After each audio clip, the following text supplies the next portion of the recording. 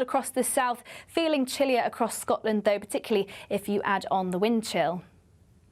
Now, as we head through into the evening, there should be some clearer spells, mainly to eastern parts of Scotland, but to the northwest, we're going to see plenty of those showers moving through. These showers are going to be blustery at times and falling as snow over high ground. Similar across Northern Ireland, we'll see those showers around coastal areas, but across parts of northern England, central and southern parts of England and Wales too, we are going to see more cloud and outbreaks of rain. This turning quite persistent and possibly quite heavy at times too, with the potential for some rainfall warnings, so do keep an eye on our website for those. This will slowly clear its way towards the southeast overnight through into Thursday, and we'll see plenty of clear weather to the north of this. Once again, though, still plenty of those blustery showers moving through around coastal areas, and it is going to be a cold night ahead. Unlikely to see a widespread frost as a result of the blustery weather, but a chance we could see some spots in sheltered areas. And then as we head through into tomorrow, there should be plenty of dry and clear weather around once that rain clears the far southeast. Still can't rule out those showers, though, moving through around western areas, and temperatures still feeling a lot colder for many of us as we head into the afternoon with those blustery winds. So saying goodbye to that milder weather, and particularly in exposed spots, it is going to be feeling chilly. That's it from me. Bye-bye for now. Expect a warm front, moving from the kitchen right through to the rest of the house. Boxed Boilers, sponsors of weather on GB News. The latest GB News travel. Good morning, I'm Russell Holding. In Aberdeenshire, the A92 is partly blocked each way by an accident north of Stonehaven, causing queues. On the M66 in Greater Manchester, 2 lanes are closed northbound after an accident between junctions 4 and 3 off the M60, causing delays.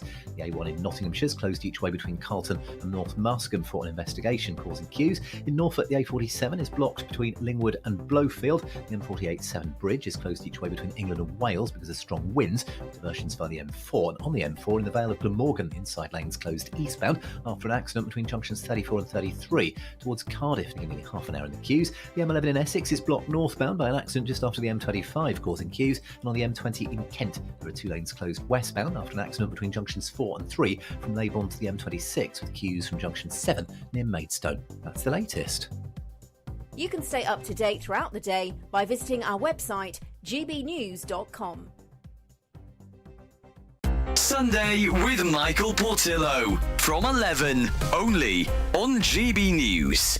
My next guest's book will certainly provoke you. Lord Sarch's book, Orgasm, probes 21 such ideas, chapter by chapter, in a stimulating reading experience, covering subjects from geopolitics and etiquette to the economy and the afterlife. Maurice Sarchi argues that rigorous thinking can create a blissful mental experience. Well, the title is Orgasm, and I try to investigate the question of whether it's possible for there to be an orgasm of the mind which is equal in bliss to a physical orgasm. That's very interesting. And theoretically, the way that arises, I'll finish. Theoretically, the way that arises is by addressing conflicting ideas and then for there to be a revelation of true wisdom. That's the purpose of the book. And I think you can sum up British politics completely in 2 sentences. You will understand very well, Michael. Conservatives are efficient but cruel. Labour is caring but incompetent. So you can see there that if you have a situation in which the Conservative Party turns out to be, in people's opinion, inefficient and cruel, well, then you're likely to have a very bad election result, which is exactly what we just did. And why? So you have quite a lot to say to Kemi Badenoch. I mean, the first thing you would say to her would be, read my book, please, I suppose. Well, that's absolutely the first thing. It's a perfect Christmas present for her to give, as I was saying. So that's number one. So after she's done that, well, then her level of wisdom, which I'm sure is already very high, will be greatly increased, and she'll be able to address the complex, provocative, controversial issues aired in this book. GB News, the People's Channel.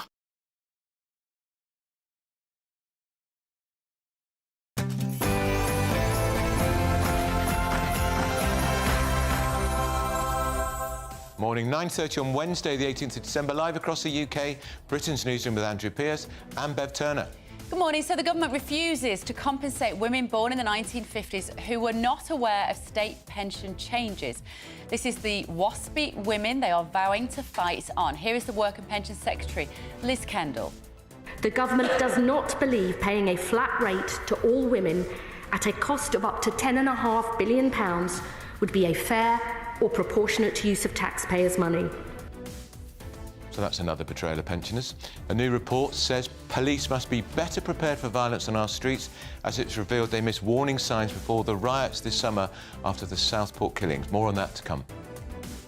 Nigel Farage has met Elon Musk at Donald Trump's Mar-a-Lago residence as the world's richest man looks set to bankroll Reform UK. Are we going to witness a political revolution?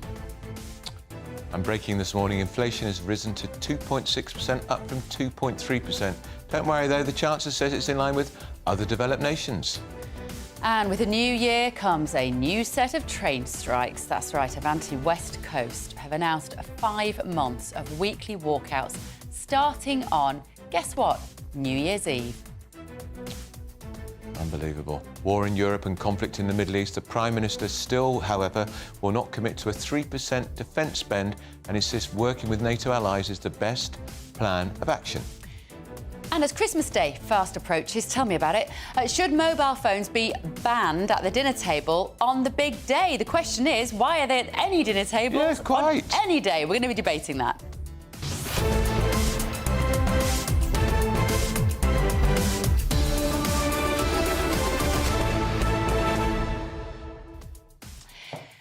This Elon Musk story is really it's mega. interesting, isn't it, to me? I talked to Nick Candy, the new Reform Treasurer last week. I did a big piece about him in the Mail at the weekend.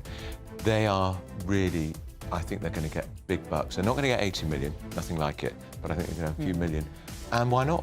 He's a supporter of free speech. And what would that mean? What would that mean for you at home? What will it mean for politics? Because you don't buy elections in this country. However, having significant resources to get your message out there is really key. And the Labour Party have had the trade unions 4 years.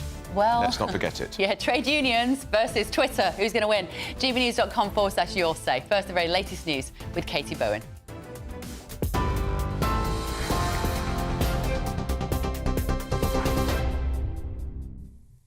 Beth, Andrew, thank you and good morning. Your top stories this hour.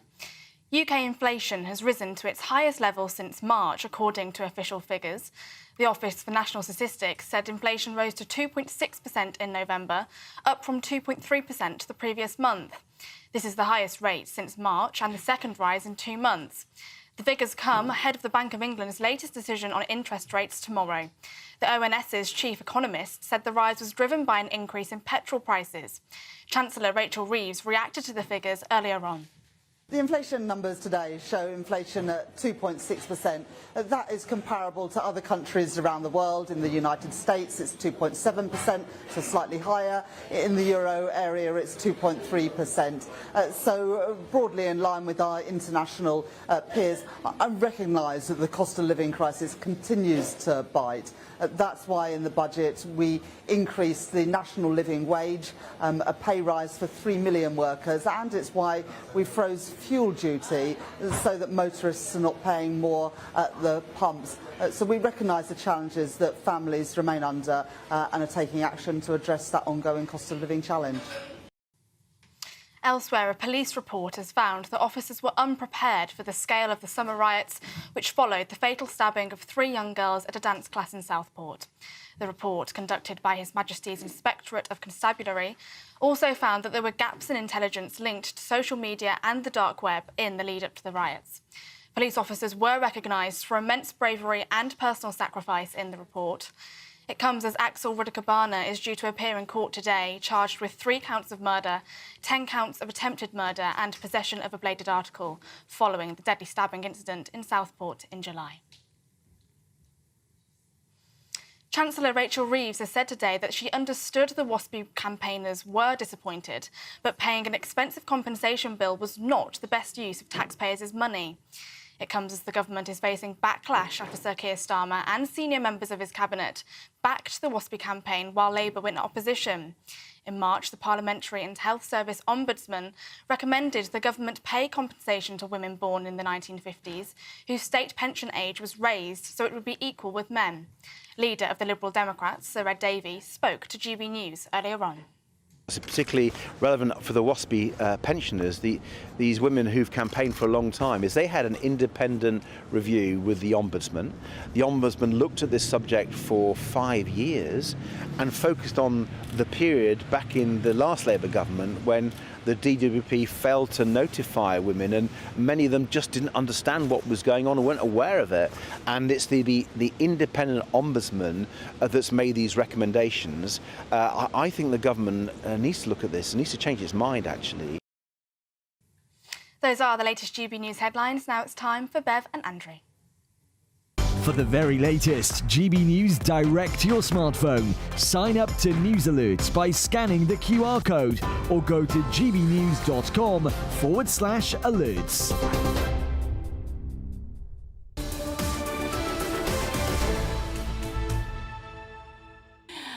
Good morning, welcome to Britain's Newsroom. Are you ready? Not really. You're sorted. You got your phone plugged in, got your laptop charging. Marvellous. Right, Bev and Andrew with you until midday. So, promise after promise after promise before the election to those pensioners, the WASPI women, that is Women Against State Pension Inequality, and the government has now said they ain't getting the uprate that they expected. That's right. So this is almost 4 million women who were born in the 1950s, who are not basically properly informed of the rise in the state pension age, which would bring them in line with men. The government have now said they are not going to pay them compensation. Despite an independent ombudsman saying there should be compensation of between, I think, up to £3,000. That's a lot of money. So this is what shadow cabinet ministers said when they were in shadow cabinet. Here was Yvette Cooper, who's now the Home Secretary, speaking in 2017. Here with the 5 towns and Yorkshire WASPI women. They've been running a great campaign on behalf of women right across this area but across the country as well. They've been so badly treated by this Tory government. They've had their pension age increase, no proper warning. It's moving the goalposts when people can't plan. It's completely unfair. I've been joining them and fighting to try and get this changed. I think it's completely unfair and I want to keep fighting for a fair deal for the WASPI women. So Angela Rayner also backed the group back in 2019. Here you go. Well, the government failed the women who were born in the 1950s. They stole their pension, that contract, that agreement that they thought they had, and then accelerated it so that those women didn't have the chance to prepare for that. We've said we'll right that injustice, and within the 5 years of the Labour government, we will compensate them for the money that they've lost. You can add our Prime Minister, Sir Keir Starmer, the Chancellor, Rachel Reeves, both said exactly the same, and also the Work and Pensions Minister, Liz Kendall. That was until yesterday when she announced this. The government does not believe paying a flat rate to all women at a cost of up to £10.5 billion would be a fair or proportionate use of taxpayers' money. Well, extraordinary stuff, isn't it? Let's talk to the Labour MP for Salford, Rebecca Long-Bailey, who's been a long-time campaigner for those women. Good morning to you, Rebecca. Very nice to have you on the programme again. What's your reaction? Morning, thanks for having me. No, a pleasure. What's your reaction? The WASPI women are saying betrayal.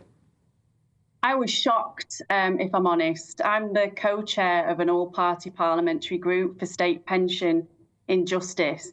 And we'd received countless testimonies from women who weren't adequately notified of their state pension changing.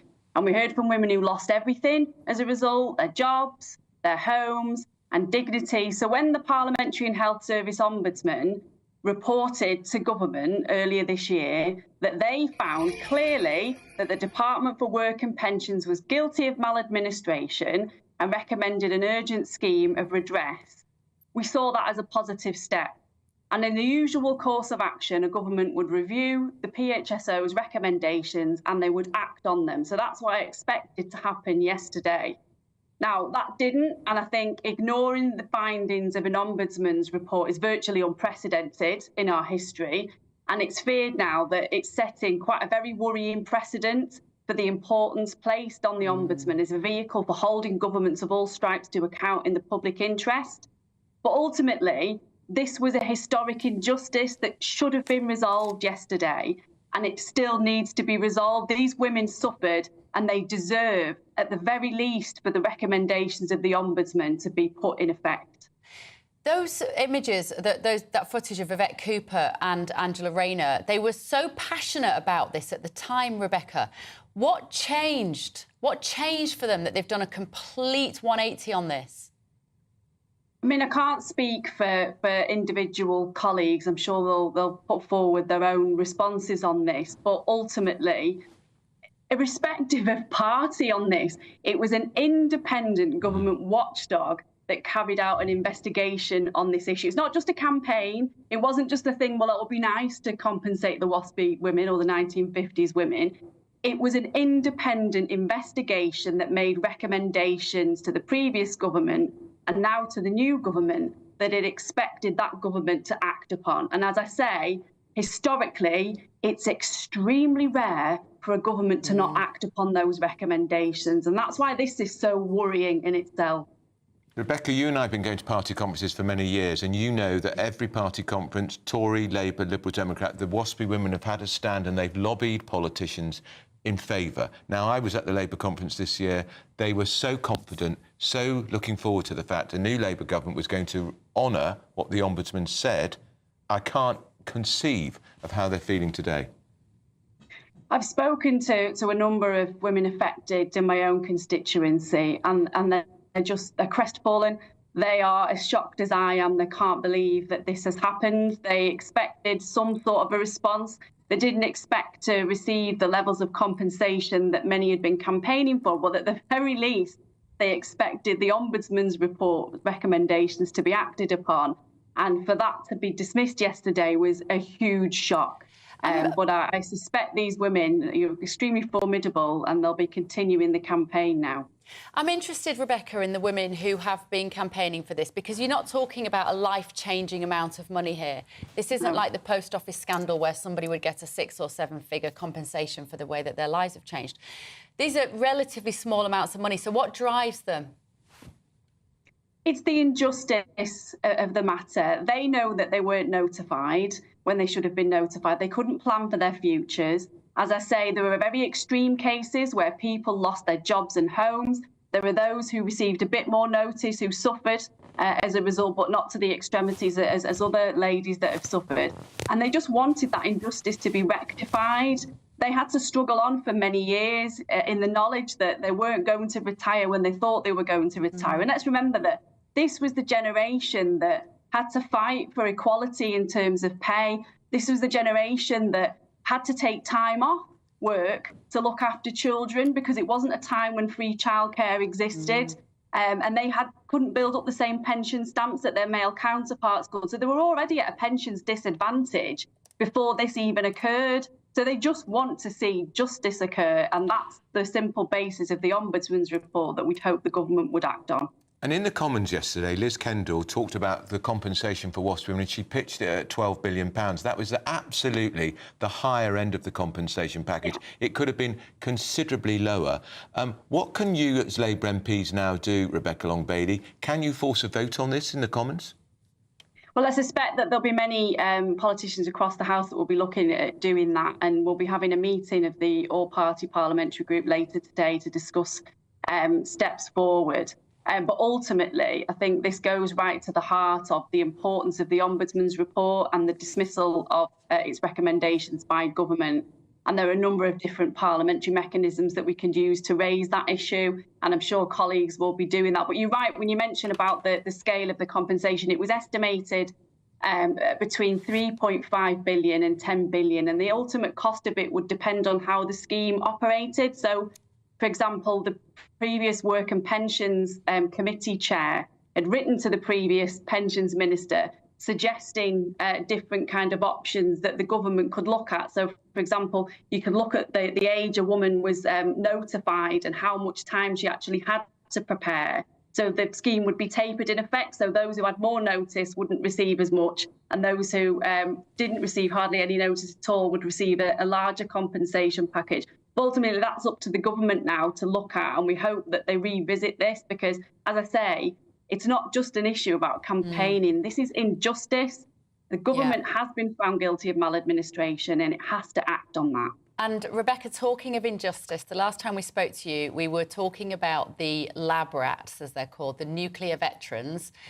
You've been supporting their case for a long time. GB News viewers raised £55,000 so that they could go on holiday, and they had their Christmas lunch. We're looking at the pictures here.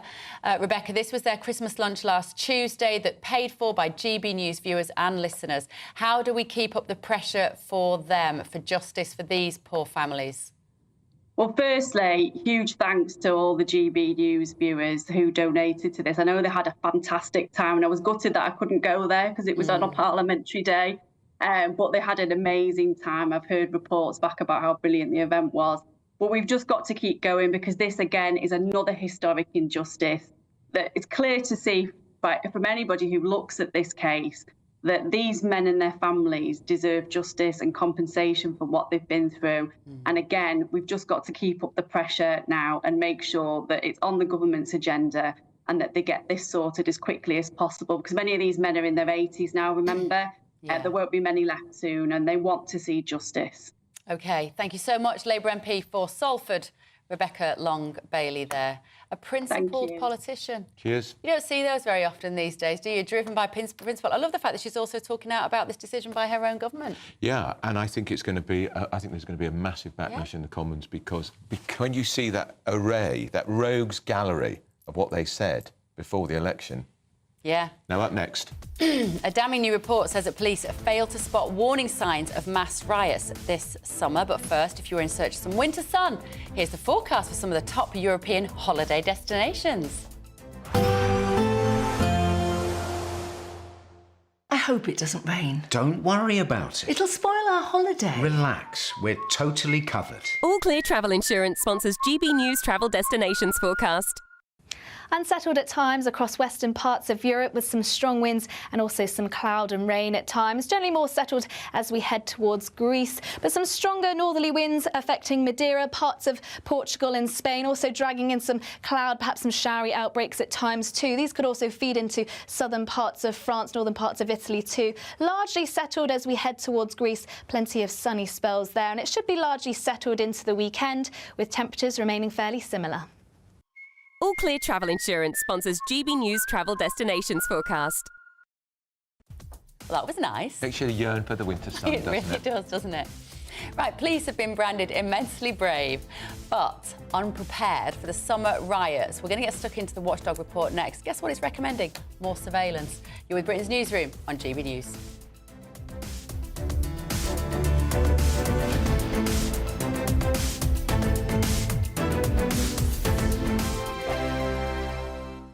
Join me, Camilla Tominey, for a frank and honest discussion with those in power that cuts through the spin and gets to the heart of the issues shaping our nation. You haven't confirmed that you want to stand as leader, but you haven't ruled it out either. This report basically says that he's not fit to stand trial. Is he indecisive? Incompetent? I deliver the dose of reality Westminster needs. That's the Camilla Tominey Show at 9:30 every Sunday on GB News, the People's Channel, Britain's news channel. Nana Queer, weekends from 3 p.m. Today I am joined by documentary maker Daniel Wing, who is still trying to find out who murdered his mother 30 years on. He's also created a documentary called Who Murdered You, Mum? Daniel, can you just tell us the story of what happened to your mother, what you know? So when I was 1 year old in 1992, my mum Tina was murdered. My dad went on trial for it and was acquitted.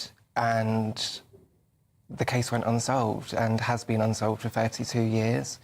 My nan, who raised me, amazing woman, passed away sadly 2 years ago, and that kind of sent me on a quest for answers. So your documentary then, what are you hoping to achieve with it? I am fighting for justice for my mum. I have had a meeting with the police and they are looking to see what they have and are looking to reopen investigation if they can find new and compelling evidence. What's interesting now is speaking to other families who are actually going through the trauma and experience of murder. Yeah. My mum didn't get the opportunity to be a mum. What would my life have been? I'm now 33 years old with no parents. And it's that kind of thing. It's a very, I guess, lonely journey in what I'm experiencing. That's why I wanted to make this film, because I hadn't had the opportunity to be able to grieve my mother and know who she was. And that was really what this journey was about. It was about finding out who she was and being able to grieve. Everyone had the opportunity, although terrible circumstances, to be able to go to the funeral and have that moment, and I never had that opportunity. The People's Channel. Hi there, I'm Michelle Dewberry, and I'm going to take a second to tell you all about my show, Dubes & Co. We start off with the issues of the day. We then bring in both sides of the arguments. We get rid of the disrespect, and then you throw me into the mix. And trust me, I'll tell it exactly how it is. And then, of course, the magic ingredient, you at home. We mix it all together, and what have we got? In my opinion, the best debate show in town. Monday to Friday, 6 till 7 on GB News, Britain's news channel.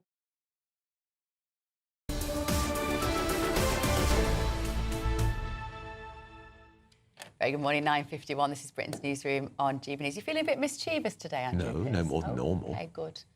Right, a police report has found that officers were unprepared for the scale and missed warning signs of the summer riots which followed the fatal stabbing of 3 young girls at a dance class in Southport.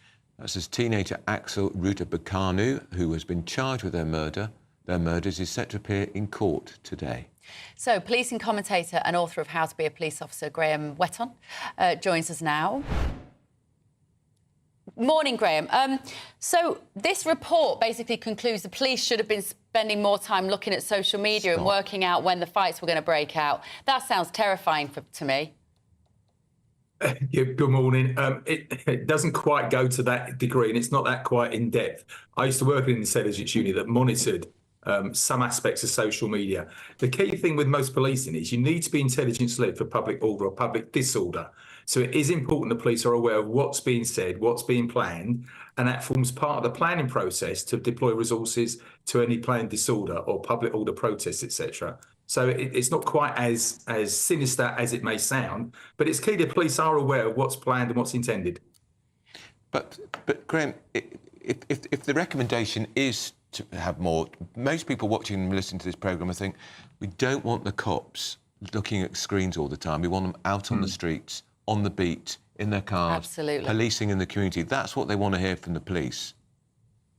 No, I agree. Clearly, that's a key role, and that's most of the public order officers come from that background, come from that frontline response role.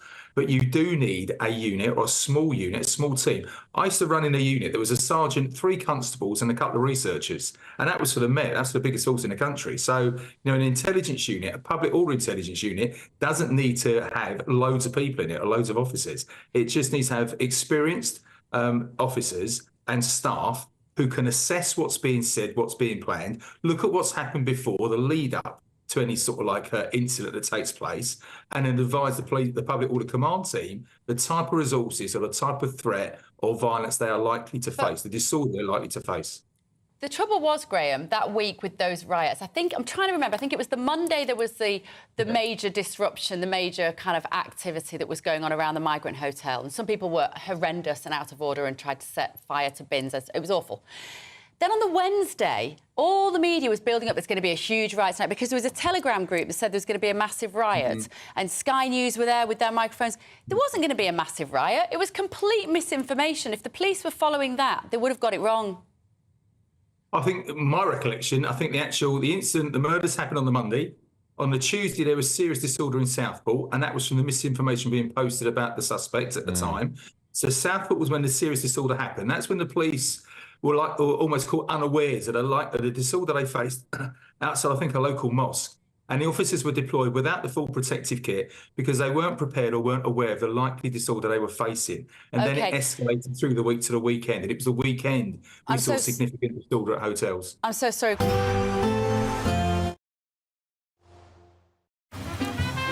Despite the morning rain, it'll be a nice, warm, cosy day ahead. Boxed heat pumps, sponsors of weather on GB News. Hello there, good morning. Welcome to your GB News weather update from the Met Office. It's going to be a blustery day ahead in northern areas, then turning wet and very windy in parts of the south too, where it is going to be mild for the time of year. Particularly blustery across to the lee of high ground across the Pennines, where there is a yellow weather warning issued until earlier in the afternoon. And then there is going to be plenty of dry weather around to start, plenty of blustery showers around the northwest of Scotland, this falling as snow over the Scottish Highlands too. But then later on we'll start to see a change from the southwest, where we see more clouds spilling in and some outbreaks of rain, but still largely mild across the south, feeling chillier across Scotland though, particularly if you add on the wind chill. Now, as we head through into the evening, there should be some clearer spells, mainly to eastern parts of Scotland, but to the northwest, we're going to see plenty of those showers moving through. These showers are going to be blustery at times and falling as snow over high ground. Similar across Northern Ireland, we'll see those showers around coastal areas, but across parts of northern England, central and southern parts of England and Wales too, we are going to see more cloud and outbreaks of rain. This turning quite persistent and possibly quite heavy at times too, with the potential for some rainfall warnings, so do keep an eye on our website for those. This will slowly clear its way towards the southeast overnight through into Thursday, and we'll see plenty of clear weather to the north of this. Once again, though, still plenty of those blustery showers moving through around coastal areas, and it is going to be a cold night ahead. Unlikely to see a widespread frost as a result of the blustery weather, but a chance we could see some spots in sheltered areas. And then as we head through into tomorrow, there should be plenty of dry and clear weather around once that rain clears the far southeast. Still can't rule out those showers though moving through around western areas, and temperatures still feeling a lot colder for many of us as we head into the afternoon with those blustery winds. So saying goodbye to that milder weather, and particularly in exposed spots, it is going to be feeling chilly. That's it from me. Bye bye for now. There will be a light breeze in the morning, leading to a warm front. Boxed heat pumps, sponsors of weather on GB News. The latest GB News travel. Good morning, I'm Russell Holding. On the M66 in Greater Manchester, 2 lanes are closed northbound off junction 4 for the M60 at Sinister Island after an accident. Queues back along the M60 each way. The Port of Holyhead remains closed for repairs. The A1 in Nottinghamshire is closed each way between Carlton-on-Trent and North Muscombe for an investigation causing queues. The M48 Severn Bridge is closed each way between England and Wales because of strong winds, with long delays on the M4 as you divert over the Prince of Wales Bridge. On the M11 in Essex, there's a lane closed northbound just after the M25 after an accident, with queues back onto the M25. And on the M25, firstly in Hertfordshire, the anti-clockwise exit at junction 21A. The M1 South is partly blocked by an accident causing queues. And on the M25 in Surrey, there's a lane closed clockwise just before junction 6 at Godstone after an accident, taking 40 minutes in queues from junction 5 for the M26. You can stay up to date throughout the day by visiting our website, gbnews.com. You could be joining the Great British Giveaway list of winners with your chance to grab a fantastic £50,000 in tax-free cash. My name is Cliff. And my name is Julie. And we won 25,000. I'd say don't hesitate, do it. If you're not in it, you've got no chance of winning it. For another chance to win, text cash to 63232. One entry costs £2 plus one standard network rate message, or text bonus to 63232. 5 entries cost £5 plus one standard network rate message. Go to gbnews.com/win. Entries start from just £2. You can call 0903 681 3232. Calls cost £2 plus your network access charge, or post your name and number to GB10 PO Box 8690 Derby DE1 9TT. UK only. Entrance must be 18 or over. Lines close at 6 p.m. on the 31st of January. Please check the closing time if listening or watching on demand. Good luck. It's Patrick Christie's Tonight, and here we do things differently. It's explaining the absolute madness of this, doesn't it? It's explosive. I mean, this is very good. It's lively. 850. Your government sat there, Sean, and it did nothing. It's controversial. And the Middle East has been in turmoil since before I was born. It's everything you need to kickstart your evening. Everyone's had their Weetabix tonight. I love to see it. That's Patrick Christie's Tonight, weeknights from 9 p.m. Only on GB News, the People's Channel, Britain's news channel. Good Afternoon Britain isn't just about us. The wonderful thing about this programme is it's about everyone watching. It's an interactive programme. Well, there absolutely is something to see here, and we're going to be talking about it more. Whether it's breaking royal news, Will, please bring us up to date. or indeed a particularly punchy speech in the House of Commons. Very, very curious. We bring it to you live, and then we bring you live reaction as well. That's Good Afternoon Britain, weekdays from midday. Only on GB News, the People's Channel, Britain's news channel.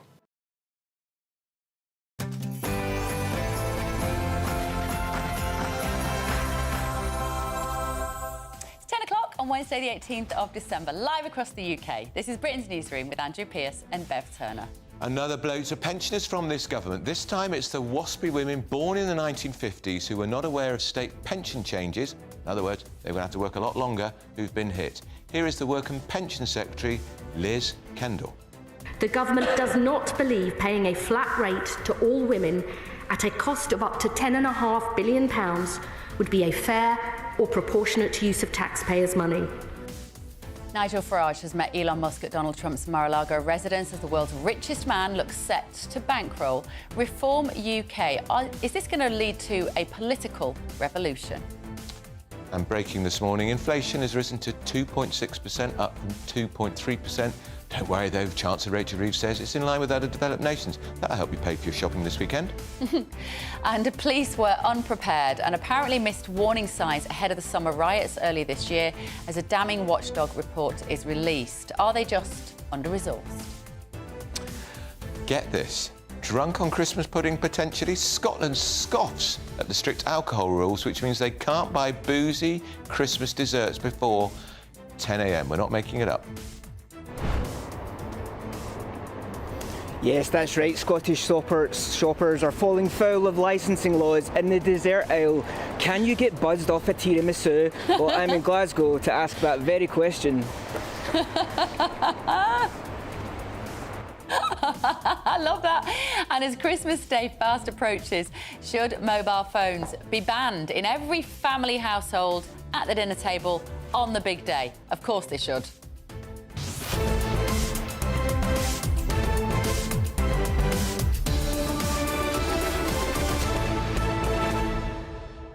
We should probably explain, if you're listening on the radio, that Tony Maguire up in Scotland just took a massive spoonful of tiramisu at 10:01 in the morning, so that he's then going to breathalyse himself to find out if he's got a buzz, as he said, or if he's drunk, and then we'll let you know whether this rule is ridiculous. Well, it is ridiculous, whatever the breathalyser says. gbnews.com/your say to let us know your thoughts. First, though, here's the news with Katie Bowen.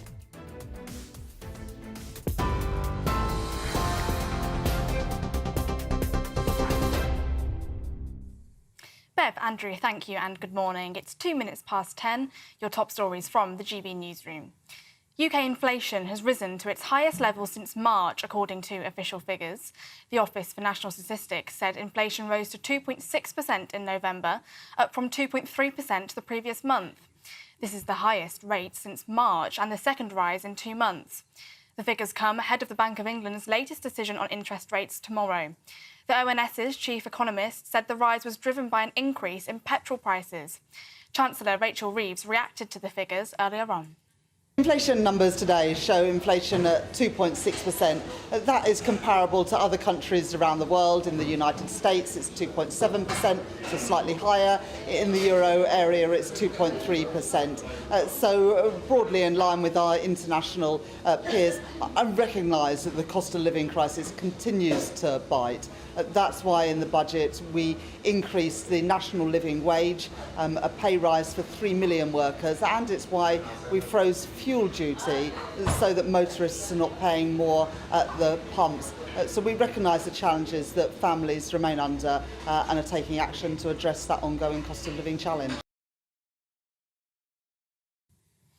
And just sticking with the economy briefly, the average UK house price increased by 3.4% in the 12 months to October, the Office for National Statistics said a short while ago. That's up on the annual growth rate of 2.8% in the 12 months to September. Elsewhere, a police report has found that officers were unprepared for the scale of the summer riots, which followed the fatal stabbing of 3 young girls at a dance class in Southport. The report, conducted by His Majesty's Inspectorate of Constabulary, also found that there were gaps in intelligence linked to social media and the dark web in the lead-up to the riots. Police officers were recognised for immense bravery and personal sacrifice in the report.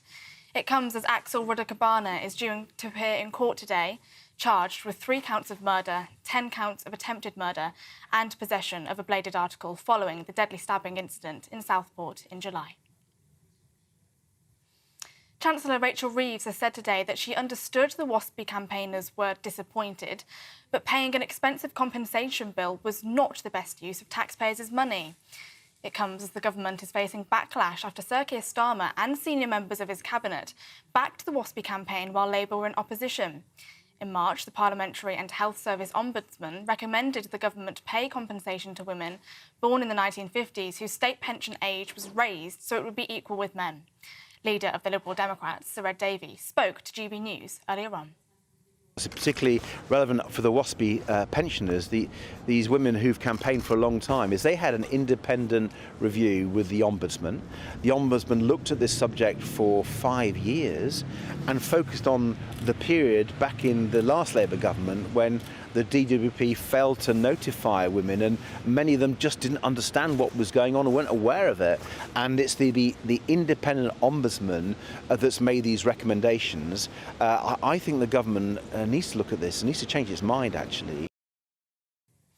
To the states where Luigi Mangione has been charged with first-degree murder in the killing of healthcare CEO Brian Thompson, the New York District Attorney said yesterday. Mr. Mangione faces several charges, including first-degree murder and 2 counts of second-degree murder. One of those charges describes the killing as an act of terrorism, the New York District Attorney Alvin Bragg said. The 26-year-old is set to appear in court on the 19th of December. Workers on Avanti West Coast are set to stage a series of strikes after rejecting a deal aimed to resolve a dispute over rest day working.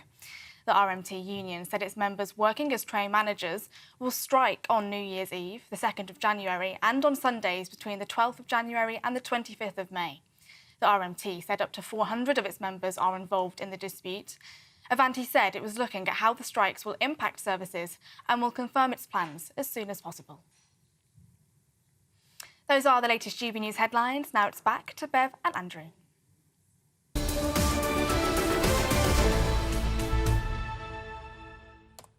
Welcome back to Britain's Newsroom with Bev and Andrew. How many days till Christmas? I'm not ready. Just putting it out there. I've missed all the delivery dates for ordering. You don't know what that means, really, do you? I don't buy on Amazon. I don't like Amazon. Go to the shop. There's a big department store around the corner. What's Westfield? There's millions of shops in there. Yeah, you're right. I do some of my shopping in person as well, but I have to say the convenience, especially when you've got teenagers that want stuff, the convenience of being able to just go on. There's never anything in the shops.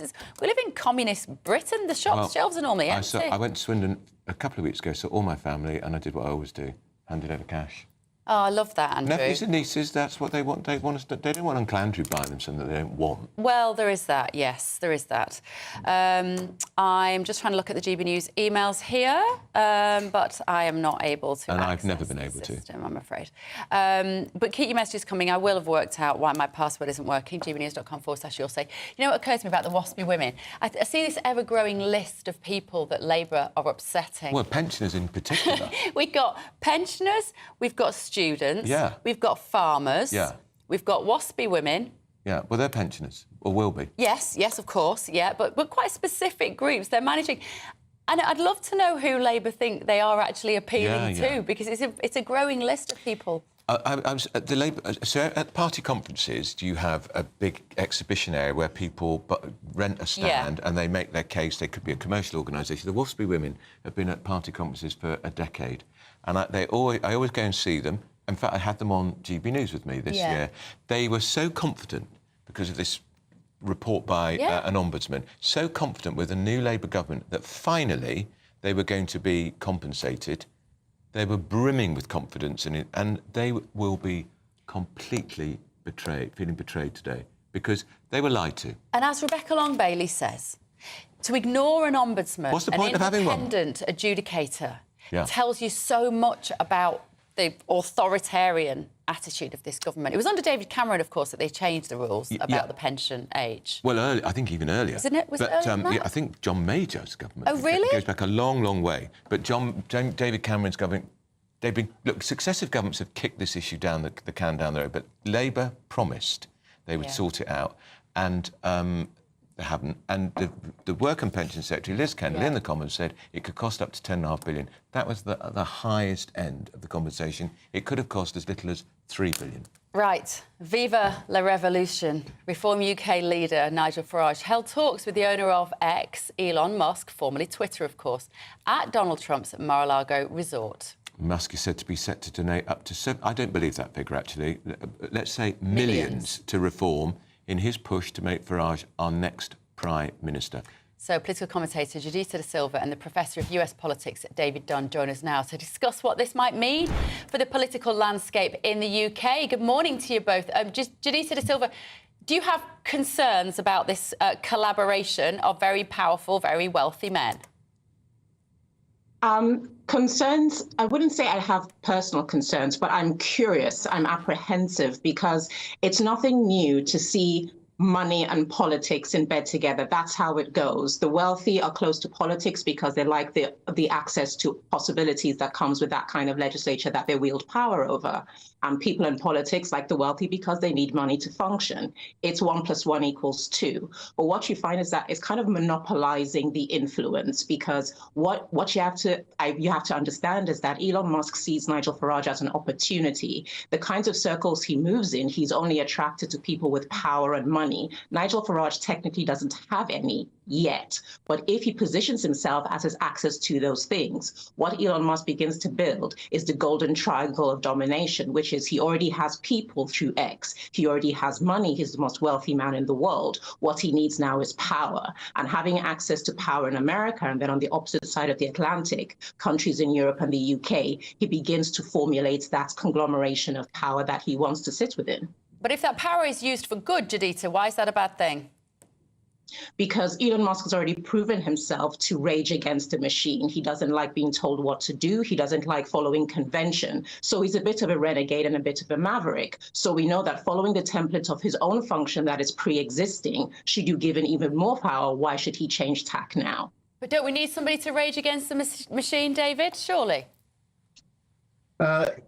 There is certainly, that's the role that Farage is playing, but there are several concerns that come from this. The scale, I mean, Andrew questions the sums, but the sums being talked about, $100 million, that's about £79 million.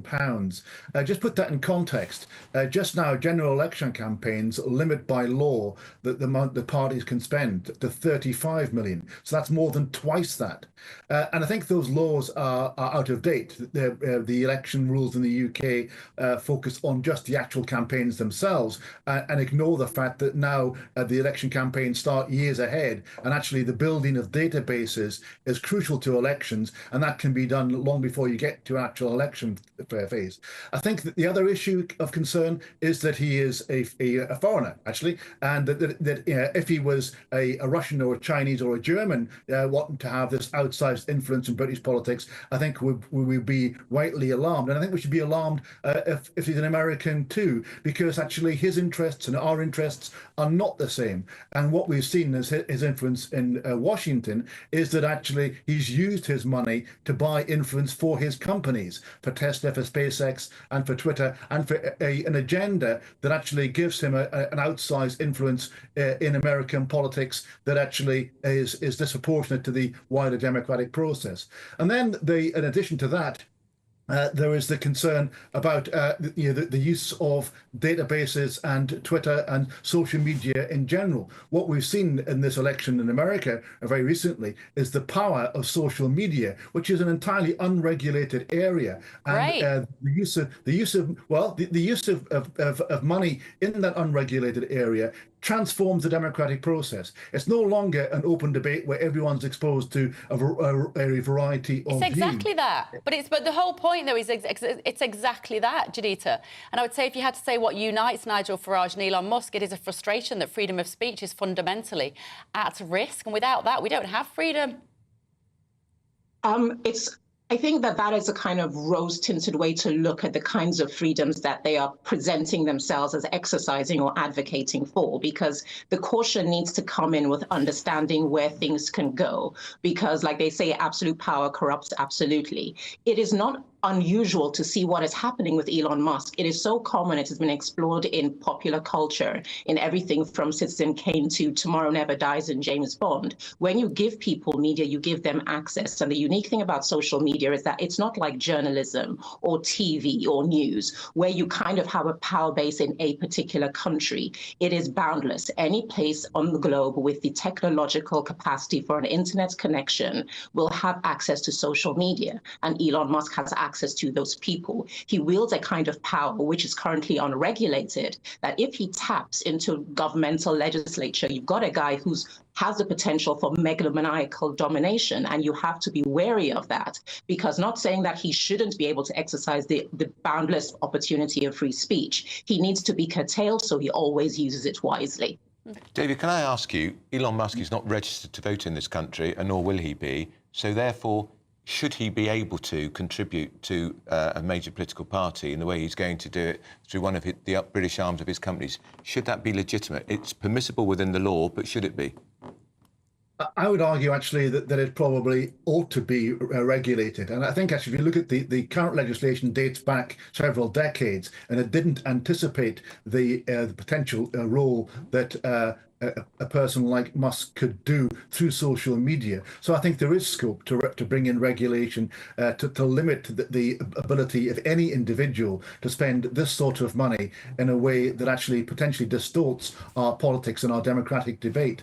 And therefore, I suspect that there will be efforts to do just that. OK, great to see you both. Professor of US Politics David Dunn there, and political commentator Judita De Silva. We've got some breaking news. You know, Greg Wallace obviously got sacked from MasterChef. Well, Is he sacked or suspended? Well, they've announced his replacement, which would suggest he's gone. That maybe he's gone. And his replacement is restaurant critic Grace Dent. Do you know who she is? I used to work on The Times, but I don't think many people know who she is. She was on I'm a Celebrity, Get Me Out of Here last year. Not this year, but 23 she was on there, and she left in a bit of a huff, was my overriding memory. But, you know, she has a podcast. She's going to be presenting it alongside John Turode. She's quite... actually, waspy is the word I would use to describe her. Okay. But with a Y, not an I. She's quite acerbic. Right. Quite serious. But anyway, so she's the replacement. Let us know if you think that's a good idea. Interesting they chose a woman. I thought they would. Yeah. About time too, really, in a way. I mean, and she has very good credibility. She's been a restaurant and food critic for years. So congratulations, Grace Dent. Moving on, at GB News, we love to hear what you think. So every day we're running our poll of the day. Today we're asking, do you agree with the government's decision not to compensate women against state pensions inequality? That's the WASPy Women. We'll bring you live results throughout the day, so stay tuned. The final result we announced in Martin Daubney Show. That's right. For all of our latest polls, news and how to vote, just go to gbnews.com/poll. And in fact, can I just put a little shout out to the gbnews.com website, because it's so good now. There was a time when I would go to different news sites, Andrew, I hate to say it, but there was a time when I'd go to your Mail Online for all my news. Now I go to gbnews.com. These guys behind us here work very, very hard. They do.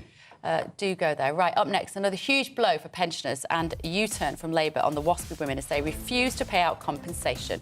It's quite a change in tone from the party. Here's Labour leader Angela Rayner in 2019.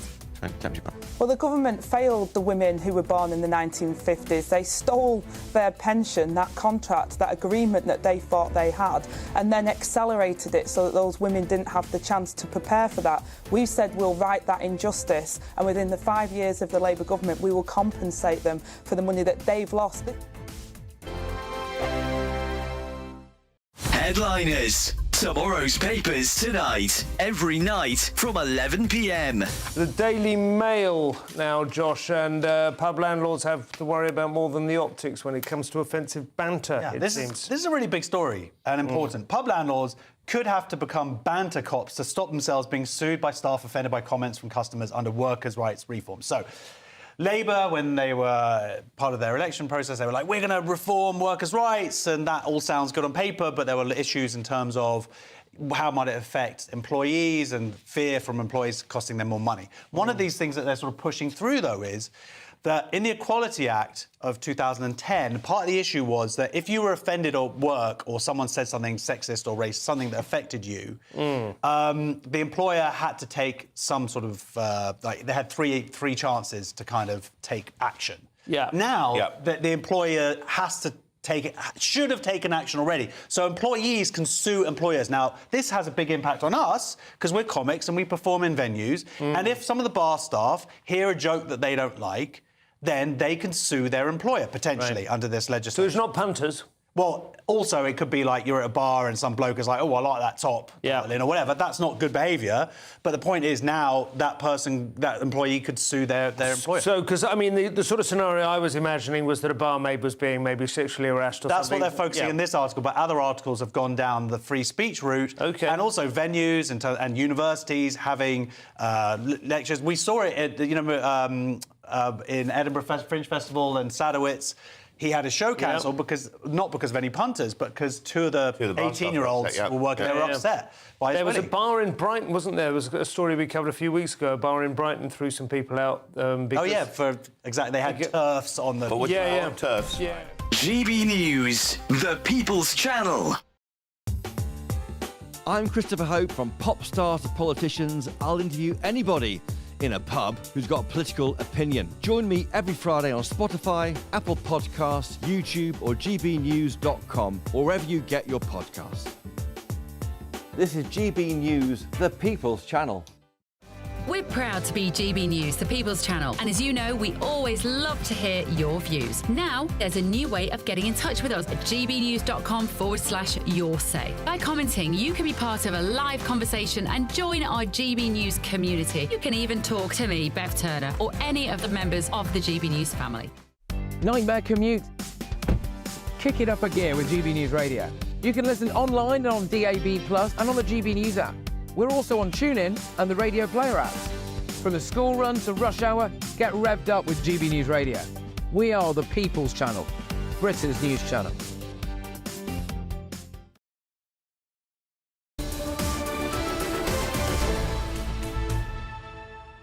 I thought she modelled herself. Right, fellas, shush, we're on the telly. It's 10:21. This is we're not live, are we? Statler and Waldorf here. Statler and Waldorf here. Mike Parry, Stephen Pound.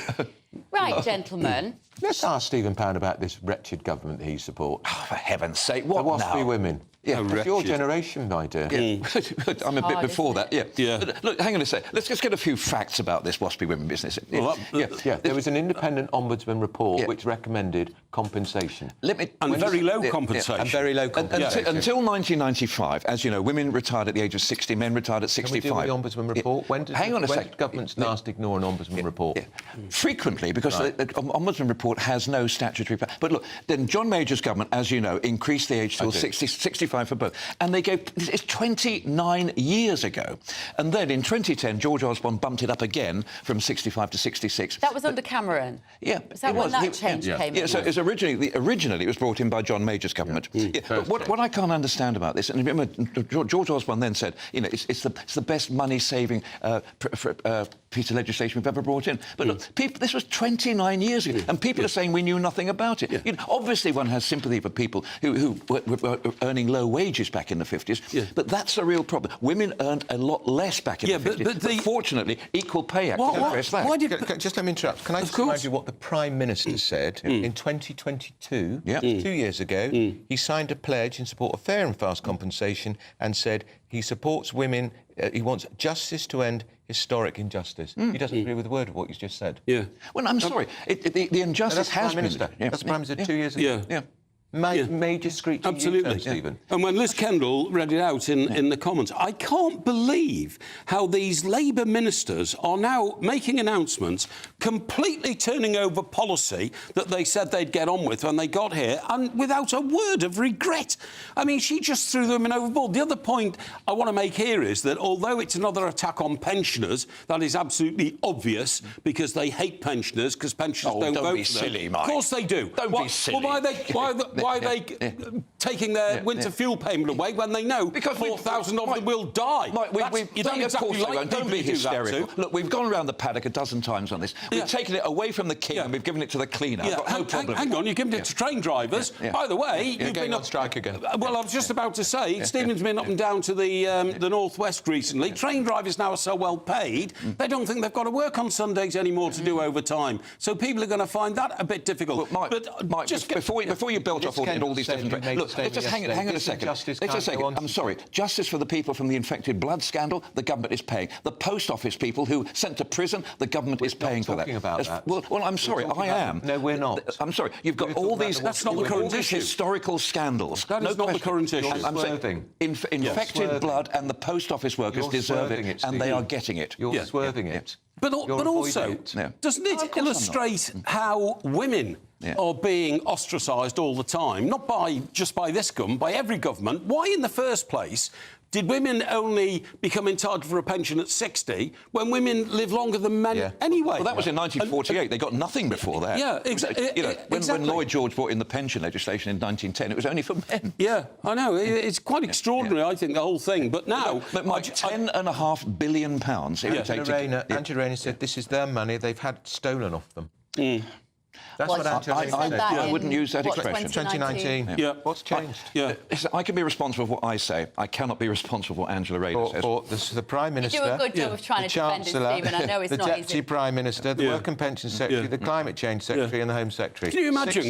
Can you imagine coming up to the age of 60 when you planned out your life, you know, and you thought... Had 29 years warning. Oh, no, they didn't. You know they didn't. No, it wasn't. It was in all the papers. They all had a letter. It was debate. But what I'm saying is, I saw one poor woman last night who said, I'd arranged my life, and I got to 60, and I, budgeted for everything. She's honestly saying she didn't know that the age was going to go up. And then all of a sudden, bang, for 5 years, you're in a huge economic hole. It's outrageous what they've done. Do you honestly think that somebody didn't know that in 1995 the pension age was increased? Where would they been for 29 years? I'm sorry. No, that doesn't wash. We knew it could incrementally increase by a year here or a year there. No. We also know that on the continent, particularly in France, the pension system is a lot more favourable. So they thought European style might come here. Nobody ever knew they're going to lose 5 years pension money. That's 5 years pension money. Of course they haven't. They have. What are you talking about? They have. Betrayal. I don't think we're going to solve this. We're going to have 29 years, and I'm sure we're going to solve it now. Well, even more, hasn't it? But can I talk about this other story, Stephen? I think this is really of our time, which is about AI copyright being... basically, the government are considering loosening the rules around copyright in this country because of AI, which would mean that people who've created music in the past will no longer get their royalties, etc. This is horrendous. There's a couple of real horrors about here. I mean, don't forget, there are something like 600,000 new pieces of music get streamed virtually every day, and as Ed Sheeran says, there's only so many chords and so many keys. That's right. Inevitably, there's going to be some sort of duplication. But what really worries me about this is a musician back in my day, and Mike's day, when we both used to be on the periphery of music, you actually got money. If you wrote a song, you got the royalties for it. That's right. And remember, of course, when Harold Wilson sued The Move, he got the royalties for Flowers in the Rain for the rest of his life. But look, nowadays, it means that a musician has to actually go on tour, which is why you've got poor Taylor Swift flogging herself to death, running around the world. And making hundreds of millions of quid. Well, OK, but because she couldn't do it. And people like Adele is having to actually play at Las Vegas. I agree. So I think this could be an absolute death knell for the creative industries. It's an absolute flipping scandal. What the government is doing, I cannot possibly justify. Paul McCartney has come out and spoken about this because tech companies will be allowed to freely use copyrighted material in order to train artificial intelligence models. Yes. So that then that music can effectively be replicated by machinery. Can you imagine taking a chunk of Strawberry Fields Forever and saying to somebody, that's free now for you to use, and we can base another song on it? And McCartney, by the way, who's... got tickets to go and see him tomorrow night at O2. He told me he was going to see you tomorrow night. One of the greatest living musicians ever. He's actually backplanting the House of Lords to combat the proposal. So, he is one of the greatest voices in world music historically since the Second World War, and he's saying it shouldn't be done. I think the world should listen. Mike, there's two issues here. One is the issue of intellectual copyright, and don't forget that one. But the second thing is the slow, sinister, creeping advance of AI into every aspect of our lives, and that's what terrifies me. And what terrifies me further is what does that do? That just pushes money uphill again to the people who can create the AI, and it takes it out of the pockets of musicians. Of course it does. Who might want to earn a living. Call me old-fashioned. Of course it does. Look at the other people who are weighing in here. Kate Bush. Astonishing musician. Once every 25 years, she releases a really good album. No, but once every 10 years, when she goes on tour, she fills theatres everywhere. Brilliant. But also Bjorn Ulvaeus of ABBA. Now, you know, ABBA are one of the greatest phenomenons in the history of music. Have you been to see their show, by the way? I have. So have I. So have I. Brilliant. I've seen it 4 times. Oh, you did? Yeah, and it was his birthday last week, and he's like 85. Yeah. Not 85. No, 85 today. 85 today, sorry. He's 85 today, yeah, absolutely. That's extraordinary. Isn't that extraordinary? Well, I think he's 75, actually. I think Is he 75? No, he's not. No, he's not. He's in his 80s. All right. And I really worry about Benny's that 85 story. today. I think it's deeply worrying, and I've just wondered whether Labour, whether these MPs deciding this even understand what it is that they're talking about. I genuinely wonder. What about you being on the fringe of music? I don't know anything about that. Can you just enlighten us very briefly? How fringe was it? Very, very fringe. Right. I was in a band called the Dawnbreakers, who we actually played under the name of Crag Manley and the Viriles. And my stage name was Rocky Thrust. Of course it was. It'd have to be, wouldn't it? And you had a hit, Mike. I did. I got to number 64 in the charts with Paint It Black. We've had the clip. You have, yeah. And it was Mick Jagger and the Rolling Clones, and I was sensational, I have to say. I'm sure you were. And the video is still available on all good networks. So it's probably streaming live, even as presumably your except more royalties won't be screaming than affected. streaming. By the AI. Yes, I mean, are you impacted by this AI ruling? Well, I'm not. Are you going to go to the barricades over this? But I have got one great regret. I made a video of called the Cinnamon Challenge, taking a spoonful of cinnamon, right, which has now had 420 million hits around the world. It nearly killed you, as I recall. Yeah, it did nearly kill me, actually. And I haven't made a penny from it. Not one single penny, because I didn't cinnamon license come out of your nose, I'm imagining. Yes, that's right, yeah. All over the place, wow. And that was on YouTube, was it? Yeah, it was on YouTube. It still is. Can we move on? Yeah, shall we move on?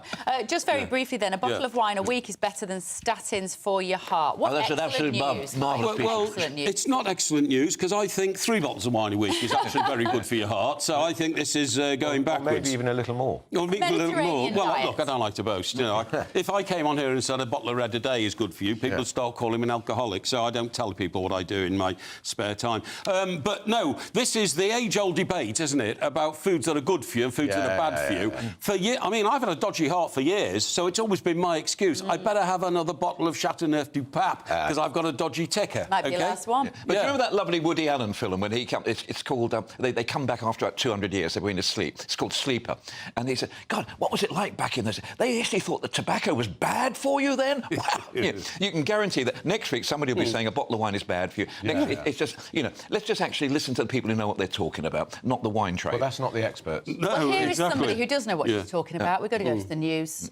We've got some breaking. We've got some breaking news. Breaking first. news. Andrew Okay. Tate and his brother Tristan must forfeit £2.8 million after a judge ruled they failed to pay any tax on £20 million of revenue from their online. Is that a judge in Romania though? Or? This is in Romania. Yeah. They are in Romania. They're under house arrest in good Romania. Luck with collecting They that. are very good receiving point. some news of their court cases this week. This is obviously the first one. They've been told they must pay £2.8 million after a judge said that they failed to pay any I tax. guess they could be they're £21 million kept in custody revenue. if they don't. No, it's a Westminster Magistrates ruling, apparently. Westminster Magistrates Court ruling. But do they have any jurisdiction then? Let's hear it. Because the Tates are American citizens. Right. As you know, their father was the first ever black chess grandmaster. Yeah, interesting. So they're still American citizens, but they're resident in Romania. So I'm not entirely sure whether the reach of Marylebone Magistrates Court comes all the way across to Bucharest. But OK, here's Katie Bowen with your headlines.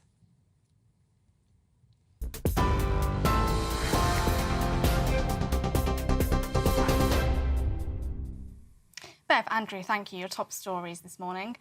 Devon and Cornwall Police has been successful in its bid to seize more than £2 million from influencers Andrew Tate and his brother Tristan over claims they owe millions in unpaid tax. That ruling has just come in from Westminster Magistrates Court. It comes after the force told the court at an earlier hearing in July that the brothers are serial tax and VAT evaders. We'll bring you more on that breaking news as we get it. Also announced this morning, restaurant critic Grace Dent will judge the next series of Celebrity MasterChef alongside John Turode. The 51-year-old will step in for the upcoming 20th series after Greg Wallace stepped away from the programme following allegations of inappropriate behaviour. Dent has appeared regularly as a guest on MasterChef and last year was a contestant on MasterChef Battle of the Critics. Elsewhere, UK inflation has risen to its highest level since March, according to official figures. The Office for National Statistics said inflation rose to 2.6% in November, up from 2.3% the previous month. This is the highest rate since March and the second rise in 2 months. The figures come ahead of the Bank of England's latest decision on interest rates tomorrow. The ONS's chief economist said the rise was driven by an increase in petrol prices. Chancellor Rachel Reeves reacted to the figures earlier on. Inflation numbers today show inflation at 2.6%. That is comparable to other countries around the world. In the United States, it's 2.7%, so slightly higher. In the euro area, it's 2.3%. So broadly in line with our international peers. I recognise that the cost of living crisis continues to bite. That's why in the budget we increased the national living wage, a pay rise for 3 million workers, and it's why we froze fuel duty so that motorists are not paying more at the pumps. So we recognise the challenges that families remain under and are taking action to address that ongoing cost of living challenge. Those are the latest GB News headlines. Now let's get your finance report. For the very latest GB News direct to your smartphone, sign up to News Alerts by scanning the QR code or go to gbnews.com/alerts.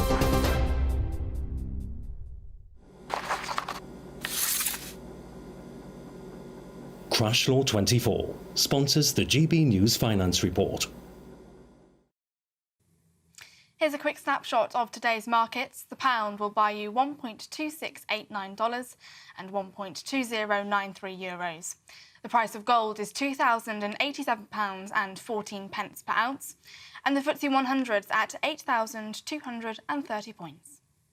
Crash Law 24 sponsors the GB News Finance Report.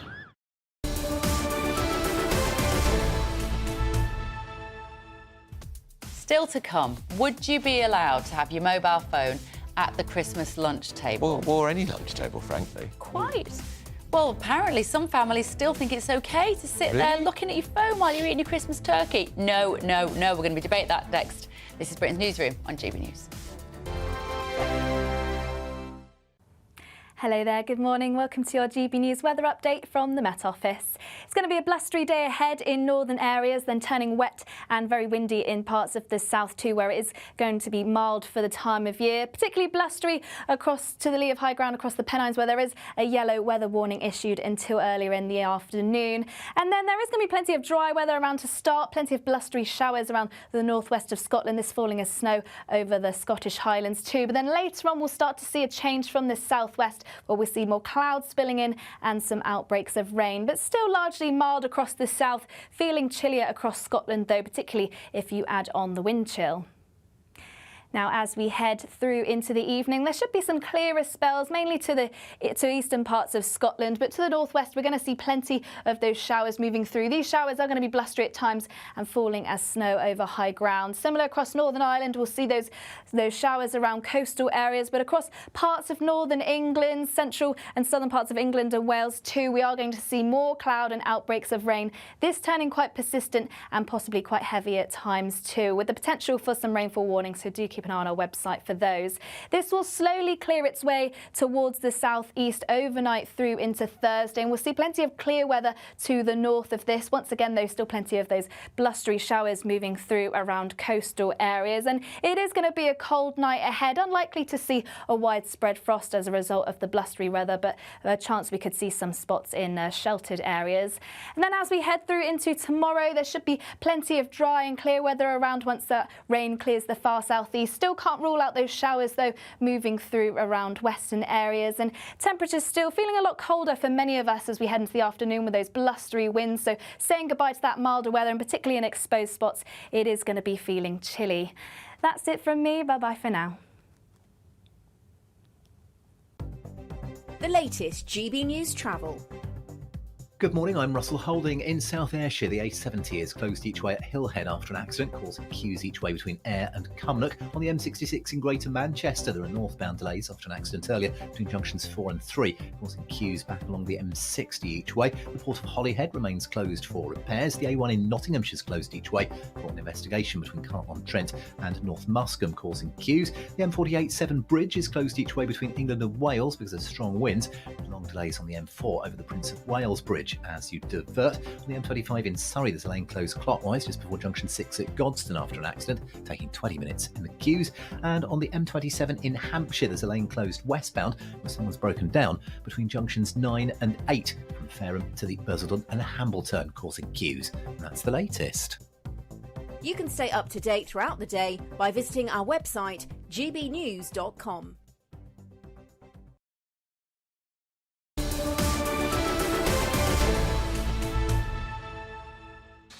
Welcome back to 10:39. Britain's Newsroom. Well done, 10:39, yes it is. Right, Christmas Day, just around the corner. Should mobile phones be banned at the dinner table on the big day? Or should your family be allowed to whip out their phone and scroll through social media while the crackers are being pulled?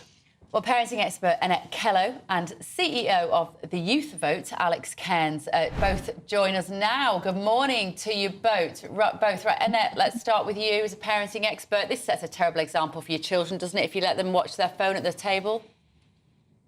I've got to say, guys, I think it's very vulgar, very distasteful. I think you're only at that Christmas table once a year and you want to scroll the ticky-tocky and talk to your mate. I personally would be appalled and shocked. And what would Auntie Ethel say? You're sitting there, you haven't seen her for a year, and now you're ignoring her. No, big no from me. Alex Cairns, it's disrespectful apart from anything. It's disrespectful apart from anything else. I don't think it is. I think we've got to a point now in society where a lot of people generalise young people saying they can't bring their phones to the dinner table, they can't do this, they can't do that. You can't start banning things. We're not going to go back to the 1950s where you're going to expect them to wear certain things, you know, what's the dress code? I mean, the reality is you can have autonomy, freedom, you know, let your children decide if they want to be on their phone. They're not going to be on their phone the whole meal. Oh, they would be. But, well, I mean, what was your mum? If you're at lunch, Christmas lunch, with your mum and dad, what was your mum going to say, Alex? Well, this is the thing. She'd clip you down the ear, wouldn't she?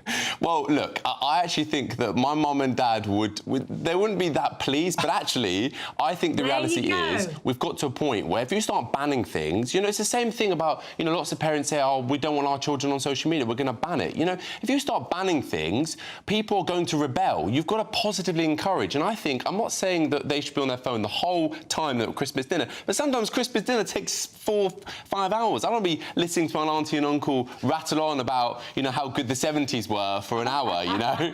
You're going to get bored, so you've got to give your kids something to do. You can't just ban it for the whole day, can you? Go on, Annette. We're not saying ban it for the whole day. I'm so glad I'm not coming to your house, Alex, for Christmas dinner, because I think I'd be bored watching you scrolling on your phone. But I also think you're going to be completely comatose in the afternoon with the chockies on the sofa. Maybe that's the time to get the phone out. When you're sitting with your family, it's basic manners, basic etiquette. I think it's really normal. I actually think any table is bad to have your phone. I once went out for dinner with somebody, a friend, and she was on WhatsApp the whole time. And I thought, well, this is fun. I think it's exactly the same at the Christmas dinner. No. So what if somebody produced a phone at your Christmas dinner table, Annette? Would you say put it away? Oh, I'd probably lock them in a room in the corner and say, no, you can't come out till afterwards. No, but I think...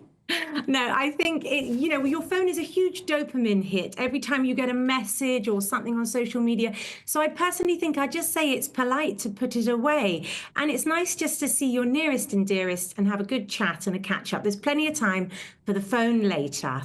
Alex, having the phone at the table means what? It means that you are not present, you're not forming connections with other human beings at the table, and it's really rude because, as Annette said, it makes the other person feel that they must be boring. It just, there's There's nothing to recommend it at all. But look, the connections are already there, right? You know, these are not going to be strangers. These are people that you probably see quite often. I'm not saying that they're going to sit there for the whole period of time on their phone, but I just don't think we can get to a situation where you ban it. And, you know, we talk about, you know, the lady talks about potentially you can do it in the afternoon. I mean, I still know parents or, you know, relatives that wouldn't be happy at someone on it the whole day. I mean, you know, what rule are we going to put in place? Are we going to say that people can't sing in the shower? Are we going to say, you know what, we're going to ban social media? What are we going to ban for all young people, you know? You've got to give them some freedom, you Alex, what is wrong with Auntie Ethel? And what was wrong with the 70s? I just think that we're in a better era now. I think that things are a little bit more free. No, but I just think, you know, growing up, you know, my family, we had to sit down for dinner. You know, mostly my dad would want us at the dinner table most Saturdays, Sundays. How nice. Yeah, but it gets a bit boring after a while. It does. Families to come together. They don't do that enough now. Well, go on, Annette. Just last. Go on. I know. I think you need to get into the art of conversation then. I think you're addicted to your phone, Alex, and I think you need to have a social media break because it's obviously affected your brain quite a bit. Adult. The thing is that we've got a whole generation of teenagers that never have to make conversation, so they're going to grow up to be awkward and social misfits. They sit at the bus stop, they're on their phone. They sit on the bus, they're on their phone.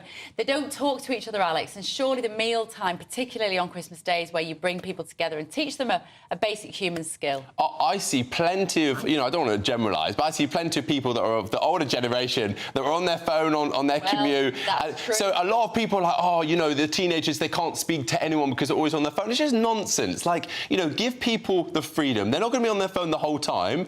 But if I was at this lady's house the whole day, she'd probably, you know, I wouldn't be able to open the curtains or do anything, you know? Can I give you a clue? No, you wouldn't. She'd love me there, I'm sure. Annette Kello, parenting expert, and Alex Cairns, thank you both so much for joining us. Let us know your thoughts at home, gbnews.com/you'll say.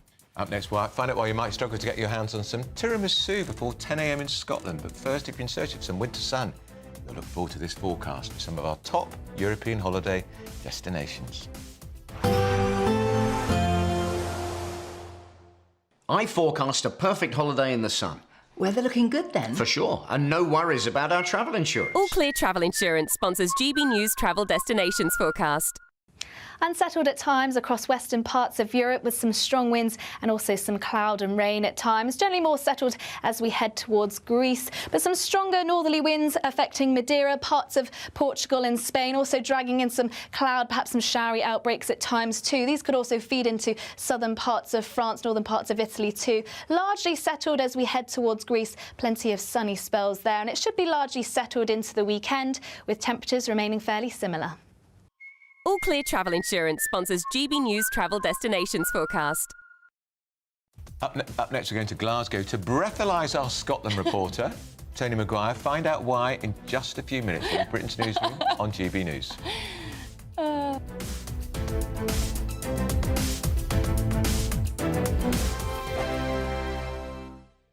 Hi there, I'm Michelle Dewberry and I'm going to take a second to tell you all about my show, Dubes & Co. We start off with the issues of the day. We then bring in both sides of the argument. We get rid of the disrespect. And then you throw me into the mix. And trust me, I'll tell it exactly how it is. And then, of course, the magic ingredient, you at home. We mix it all together and what have we got, in my opinion, the best debate show in town.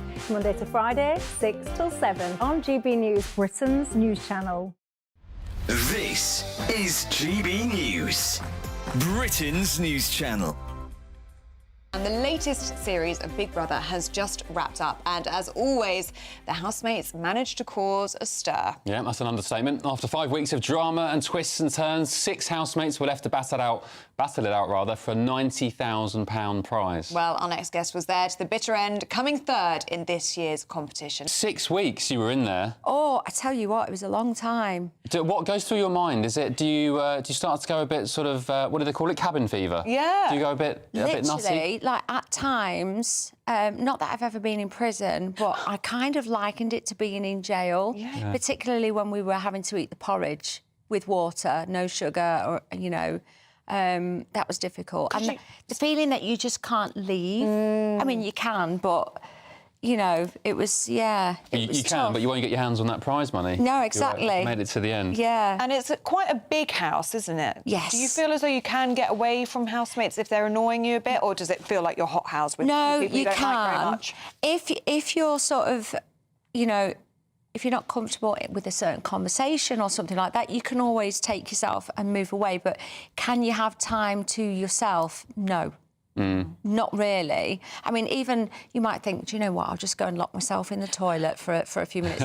There's a camera and there's a mic in there, so you can't escape that. And then you're obviously wearing a mic, so there is that little feeling of, you know, I could just do with having 5 minutes to myself, but you can't really get it. You've met up with one side of the house, but not the other side yet. But is that still on the cards, do you think? I hope so, yeah, because I liked every single person in that house, despite a few whispers on the internet, you know, like, do you not like this?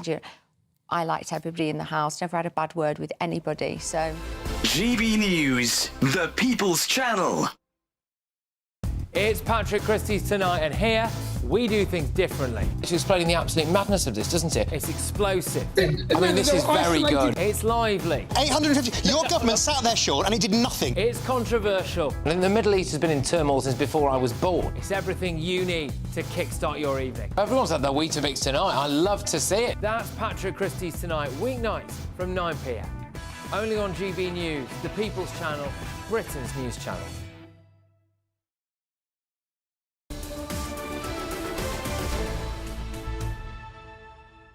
10:49, Bev Turner caught in the act of eating Christmas biscuits from one of our lovely producers. Lovely Evan Not the one who bought- works on this show, by the way. He does work on this show.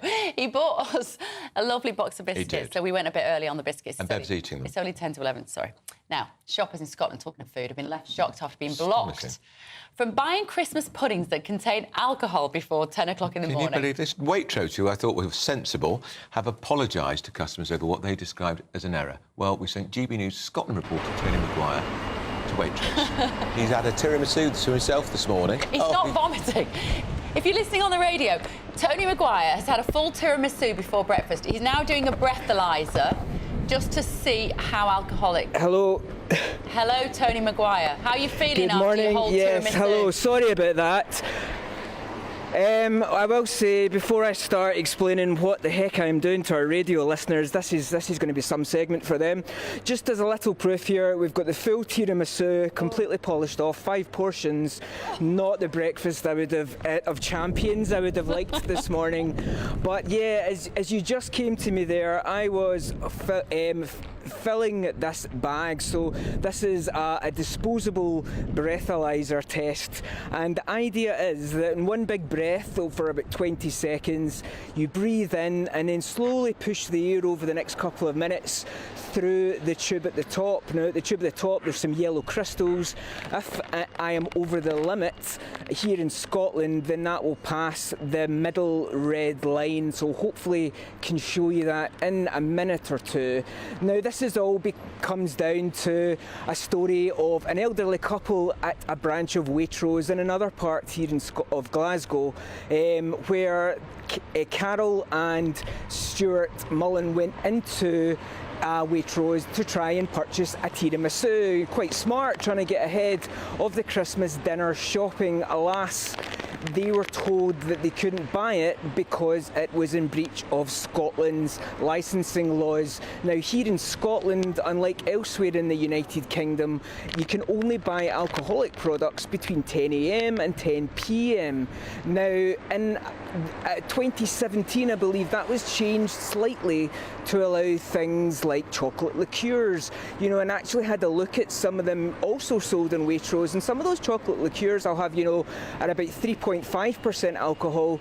This tiramisu, albeit for 5 people, I'm sure I'm going to regret that decision later, but that's only 1.2%. Now, they were obviously not allowed to buy the tiramisu, but yes, you could buy the liqueurs. So it's given us this idea of, is it right to have this? Now, I'm just going to bring this up just slightly. I don't know if you can see, you can't really see much in the way of the green because in fact there is very, very little there. I would call that around about 2 minutes. So the messaging really here is, well, there had been changes for those chocolate liqueurs. There's no longer been the changes for the tiramisu. That still falls in this grey area. Is it maybe time to allow customers to buy products like tiramisu and Christmas pudding, let's not forget as well, within these hours? You know, we can never say that we don't do the science here on GB News, but I would say this is a fail. Oh, that is brilliant, Tony Well done, Maguire. Tony. That is taking one for the team, isn't it? Taking a tiramisu for the team. I don't for even, 10. and I can't stand him. Oh, I love a bit of the whole tiramisu. lot. I'm very interested, though, in your self-breathalyzing machine there, Tony. They would be good at Christmas for people to have those, actually, if they're having a tipple in the Christmas day. And they wonder about they're they not can get sure in the about car. getting in the car. Brilliant. You can buy. Can we just buy those anywhere? Can you? Yeah, absolutely. So I originally, a bit of a story, I tried to get them in the chemist, but actually We've only got 10 Halfords seconds. or any of your kind of car shops is the best place for it. Okay, Tony, fantastic. Good to see you. Good man. Well done. We sure he hadn't had more than one tiramisu? I think he's had 3 desserts. Right, Waspy Women. How do you feel about this from Work and Pension Secretary Liz Kendall?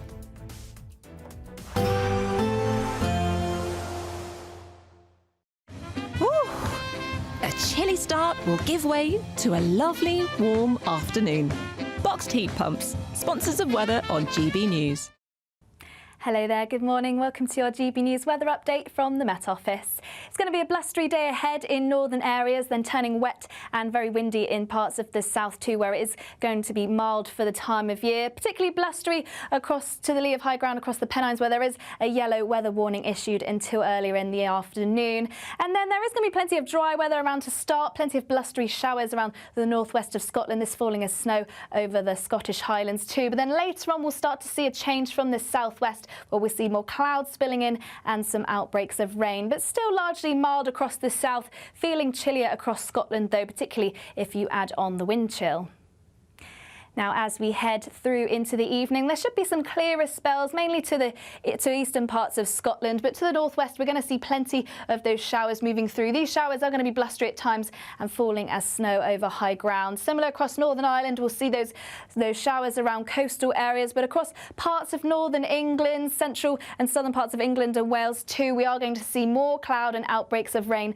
This turning quite persistent and possibly quite heavy at times too, with the potential for some rainfall warnings, so do keep an eye on our website for those.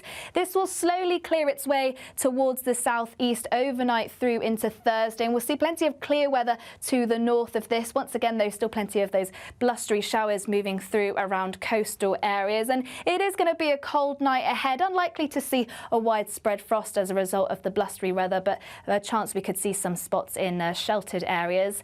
And then as we head through into tomorrow, there should be plenty of dry and clear weather around once that rain clears the far southeast. Still can't rule out those showers though moving through around western areas, and temperatures still feeling a lot colder for many of us as we head into the afternoon with those blustery winds. So saying goodbye to that milder weather, and particularly in exposed spots, it is going to be feeling chilly. That's it from me. Bye bye for now. A nice bright morning will generate a lovely warm day, right through to the evening. Boxed Solar, sponsors of weather on GB News. It's the biggest, greatest Great British giveaway so far, with your chance to win a spectacular £50,000 in tax-free cash. 2025 could be amazing, with plenty of treats, holidays and fun on the horizon. How would you enjoy that cash? £50,000 will make someone our biggest ever winner. For another chance to win, text cash to 63232. One entry costs £2 plus one standard network rate message, or text bonus to 63232. 5 entries cost £5. £5 plus one standard network rate message. Go to gbnews.com/win. Entries start from just £2. You can call 0903 681 3232. Calls cost £2 plus your network access charge. Or post your name and number to GB10 PO Box 8690 Derby DE1 9TT. UK only. Entrance must be 18 or over. Lines close at 6 p.m. on the 31st of January. Please check the closing time if listening or watching on demand. Good luck. GB News Breakfast. Every day from 6 a.m. Small mouthful of David Walliams now and what he's revealing, what he's talking about. Josh, where do you think this goes? Because there is a lot of speculation about David, who he is, what he is. Where do you think this takes us now? Oh, I think he's an absolute sweetheart. I mean, it was such a joy to spend as much time with him as I did. And the where it takes us is simply that I think we're growing out of, I suppose, the fairly infantile idea that we might have had about gender and sexuality, especially over the past sort of 5 to 10 to 15 years, where the culture wars have gotten so hot that it's become very, very difficult to talk about any of these issues sensibly without feeling like you're going to get pilloried or attacked from either side. And so Uncomfortable Conversations is a show where we try to have those conversations sort of heedless of treading on eggshells or triggering. And do you think, Josh, that these conversations will become less uncomfortable when you get people like Williams talking about it and who he is and where he's going, and therefore more acceptable for other people to open up and say, I don't know who I am or what I am, but I know I'm different? That would be my hope. Look, I'm married to a guy, so I have sort of bona fides on the gay card, and I always felt that it was somewhat of a caricature the way the gay community or lobby, so to speak, insisted on a certain way of talking, a certain way of dressing, a certain way of voting, a certain way of dancing, that you can only be a good gay if you're wearing arseless chaps and straddling a giant inflatable penis while you're going down Oxford Street during Gay Pride. You know, like, I always thought, can't we have a very big tent? And I think what David is doing here is being honest, being upfront, saying it doesn't mean I have to join a team, it doesn't mean I'm any different from the person you knew. GB News, the People's Channel.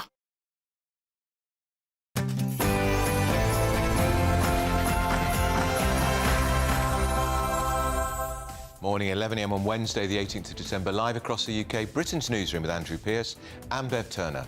Very good morning. So, another blow to pensioners. This time it's the WASPy women born in the 1950s who are not aware of state pension changes.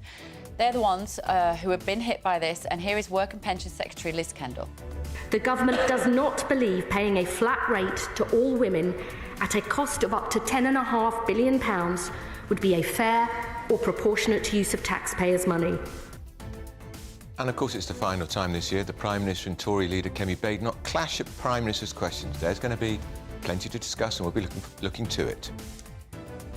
Nigel Farage has met Elon Musk at Donald Trump's Mar-a-Lago residence as the world's richest man looks set to bankroll Reform UK to success, presumably. Are we about to witness a political revolution?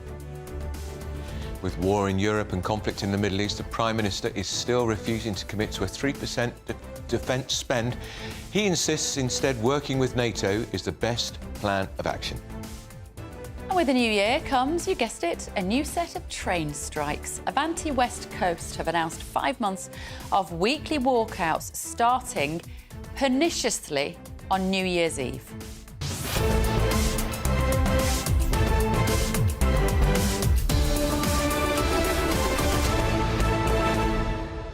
When the government agreed that huge pay rise for the train drivers, I know this isn't the train drivers, it's managers, you'd have thought they'd have got something back for it. A commitment to have no strikes, to work at weekends. You wouldn't. A 15% pay rise, unbelievable. Inflation-busting pay rise. And to do it on New Year's Eve. Horrible. When people want to get around, do you know who they are on New Year's Eve? They're young people who can't afford a taxi. You're making young people stay at home again and not have the freedom that they should be enjoying. Anyway, we're going to be talking about that. Here's your latest news with Katie Bowen.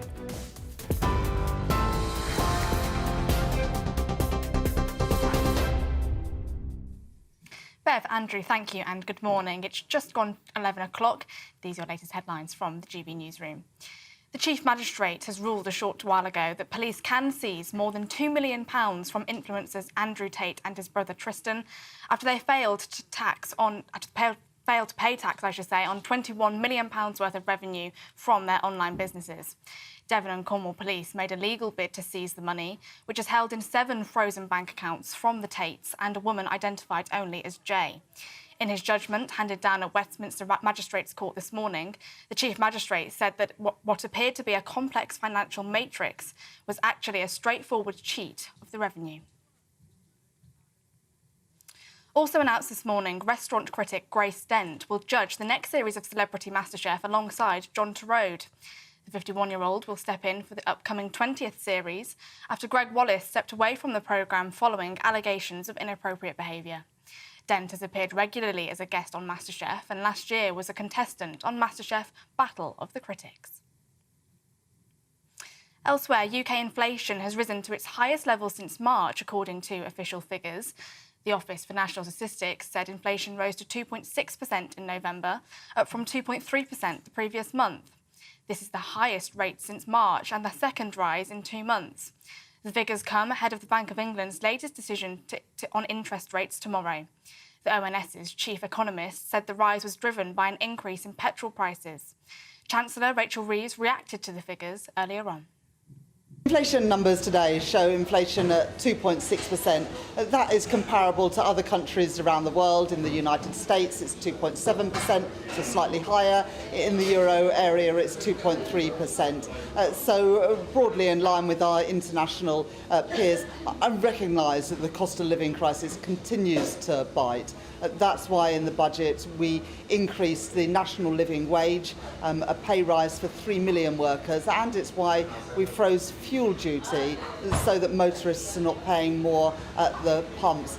So we recognise the challenges that families remain under and are taking action to address that ongoing cost of living challenge. Elsewhere, a police report has found that officers were unprepared for the scale of the summer riots, which followed the fatal stabbing of 3 young girls at a dance class in Southport. The report, conducted by His Majesty's Inspectorate of Constabulary, also found that there were gaps in intelligence linked to social media and the dark web in the lead-up to the riots. Police officers were recognised for immense bravery and personal sacrifice in the report. It comes as Axel Rudder-Cabana is due to appear in court today, charged with 3 counts of murder, 10 counts of attempted murder and possession of a bladed article following the deadly stabbing incident in Southport in July. Shadow Business Secretary Andrew Griffith has labelled the government's decision to not award compensation to WASPI women a betrayal before acknowledging that the Conservatives might not have offered any compensation either. Chancellor Rachel Reeves told broadcasters this morning that she understood that WASPI campaigners were disappointed, but paying an expensive compensation bill was not the best use of taxpayers' money. In March, the Parliamentary and Health Service Ombudsman recommended the government pay compensation to women born in the 1950s whose state pension age was raised so it would be equal with men. Leader of the Liberal Democrats, Sir Ed Davey, spoke to GB News earlier on. It's particularly relevant for the WASPI pensioners, these women who've campaigned for a long time, is they had an independent review with the Ombudsman. The Ombudsman looked at this subject for 5 years and focused on the period back in the last Labour government when the DWP failed to notify women, and many of them just didn't understand what was going on and weren't aware of it.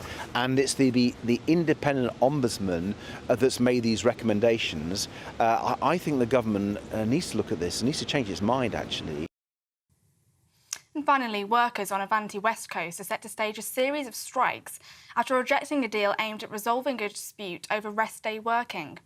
The RMT union said its members working as train managers will strike on New Year's Eve, the 2nd of January, and on Sundays between the 12th of January and the 25th of May. The RMT said up to 400 of its members are involved in the dispute. Avanti said it was looking at how the strikes will impact services and will confirm its plans as soon as possible. Those are the latest GB News headlines. Now it's back to Bev and Andrew.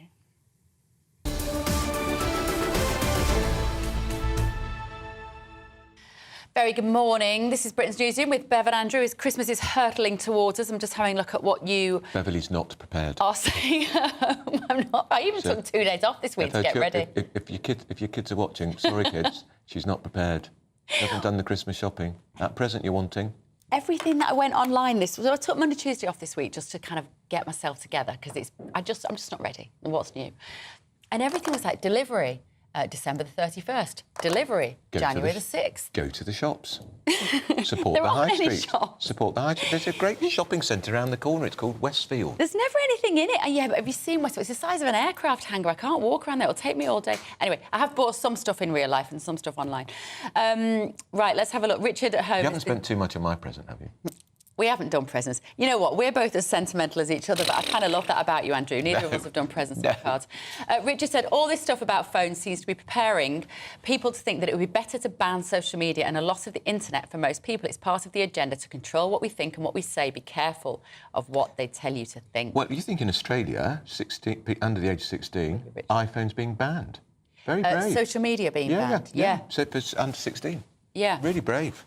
And I'm really torn on that, as you know, because obviously I believe that we should be free to communicate with people online in the ways that we want to, but I'm also aware of the terrible effects on children. Teenagers who don't talk to each other, who don't read books, who spend their whole time on their device. Absolutely. How's that good? Maria, good morning, Maria, says this government are just taking the British people for a joke. More train strikes after large amounts of money given to them already. Inflation up. We've barely mentioned that this morning. We're so used to it. Up to 2.3%. Now, remember, that means when you do your weekend shopping, it's going up in price every week. But if you think about it now, if you think about the price of, say, a loaf of bread or a jar of coffee, that's the one that blows my mind.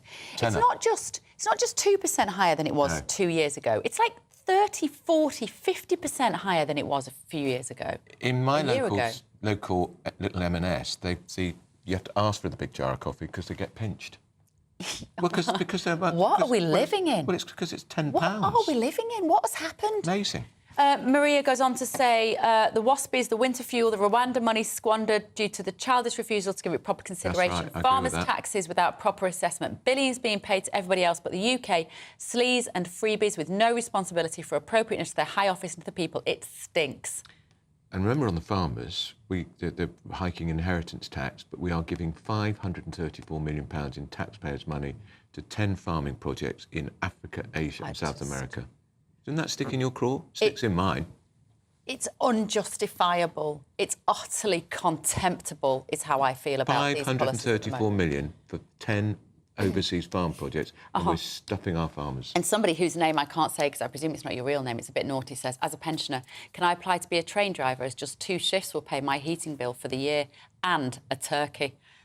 Yeah, it's all that injustice. People are seeing it. They're not stupid. They're realising that they're looking at the maths and they're thinking, hang on a minute, I am not benefiting and people overseas are benefiting and people further up the food chain are benefiting. Yeah, shocking. Right. Now, it's a big blow to pensioners from the Labour government. Remember, they've already taken away the winter fuel allowance, which affects 10 million people, almost 4 million women born in the 1950s who weren't properly informed of the rise in state pension age, bring them in line with men, are not going to receive the compensation which Labour figures promised before they came to power. That's right. Yvette Cooper, for one, was very vocal in her support for WASPy women. These comments are coming back to bite them all on the backside. Here's Yvette Cooper in 2017. Here with the 5 towns and Yorkshire WASPy women. They've been running a great campaign on behalf of women right across this area but across the country as well. They've been so badly treated by this Tory government. They've had their pension age increase, no proper warning. It's moving the goalposts when people can't plan. It's completely unfair. I've been joining them and fighting to try and get this changed. I think it's completely unfair and I want to keep fighting for a fair deal for the WASPy women. Angela Rayner, who's now our Deputy Prime Minister, she backed the same group. This was her in 2019. Well, the government failed the women who were born in the 1950s. They stole their pension, that contract, that agreement that they thought they had, and then accelerated it so that those women didn't have the chance to prepare for that. We said we'll right that injustice, and within the 5 years of the Labour government, we will compensate them for the money that they've lost. It was unequivocal, wasn't it, when you heard that? You can also add Sir Keir Starmer to this, Rachel Reeves as well, also the Work and Pensions Minister Liz Kendall, who said this yesterday. The government does not believe paying a flat rate to all women at a cost of up to £10.5 billion would be a fair or proportionate use of taxpayers' money. And the Prime Minister, for what it's worth, said in 2022 that he supports the women because they need justice to end historic injustice. Another screeching U-turn. Yeah, well, joining us now is the Chair for Women Against Pension Inequality, Angela Madden. Angela, good morning to you. You must be mad this morning listening to this. It's infuriating for you, isn't it? Yes, good morning, Bev. Good morning, Andrew. When I heard it yesterday, I was stunned, actually. I didn't believe a government in the UK would, I don't know, drive a horse and cart through all the checks and balances to protect the people that they're supposed to represent. Because the Ombudsman is the honest broker in this. For the last 6 years, he's looked at all the evidence from women on the one hand and from the DWP on the other hand.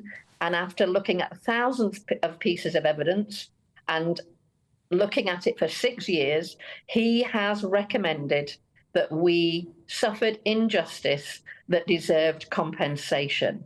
And so Liz Kendall overrides all that and says, well, yes, I can agree with the injustice part, but I don't agree with the compensation part, because we all knew. Well, the Ombudsman looked at the same evidence that was presented by the DWP, and he knew the DWP wouldn't accept his recommendations, which is why he laid the report before Parliament. Yeah. So we have to now see if the MPs in Parliament who say they support us, and there's well over a majority in there who have, will actually do something about it and not allow the Department of Work and Pensions to behave like, I don't know, a dictator, really. Angela, we talked about this at the Labour conference, and we did. The women I spoke to were so confident. A new Labour government had been elected. We heard those ringing declarations of support from some leading members of the cabinet now before the election. You were so confident it was going to happen. Did you get any warning that what was coming yesterday? None at all. None at all. We did have a meeting with Emma Reynolds, the Pensions Minister, on the 5th of September. She was definitely in listening mode. She said she wouldn't kick this into the long grass. She said she was taking on board all the inputs from us, from the Ombudsman, from the Work and Pensions Committee, and they would come to a fair decision. Well, the decision is not fair. It's certainly immoral. We are taking advice from our legal representatives to see whether, in fact, we can do anything about it legally. We are also talking to our supportive MPs and asking them to do what the Ombudsman has asked them to do and let Parliament decide. Stephen Pound, who's a former Labour MP, was with us in the studio earlier. He said he just poo-pooed all of this. He said, it's ridiculous. These women have known for years that this change was coming, and they should have been able to make provision for that. Yeah, if we didn't know what it was going to do to our own state pension age, we would have made provision. I mean, I worked for a government-owned company, the Post Office, right up until 2004, and every year on my occupational pension benefit statement, I got notification of what the benefits in that scheme was, and it's based on the civil service scheme because Post Office used to be civil service. And it said, these benefits in the Post Office superannuation scheme are in addition to state pension benefits payable at 60. You know, so I expected my state pension in 2014. There was an article in the Times going on about the state pension age rising. It said the state pension age will rise in 2020. Now, I didn't read that article. It's part of the evidence that the Ombudsman looked at. But if I'd read that, I would have thought, phew, I get my state pension in 2014, so it doesn't affect me. Now, apparently, that article should have said by, but again, it was more misinformation supplied by the DWP. And Angela, it's they've not always hidden this. It's very expensive to keep taking legal action. Where do you manage to get the funding from the WASPI Women for that? We get the funding from WASPI Women. We have a membership scheme, and the women who can afford to pay, pay. The women who can't don't have to. Anyone can be a member. Any WASPI Women can be a member of our scheme. But for big legal actions, what we've done in the past is gone to crowd justice. We're as careful as we possibly can be with our members' money and our supporters' money.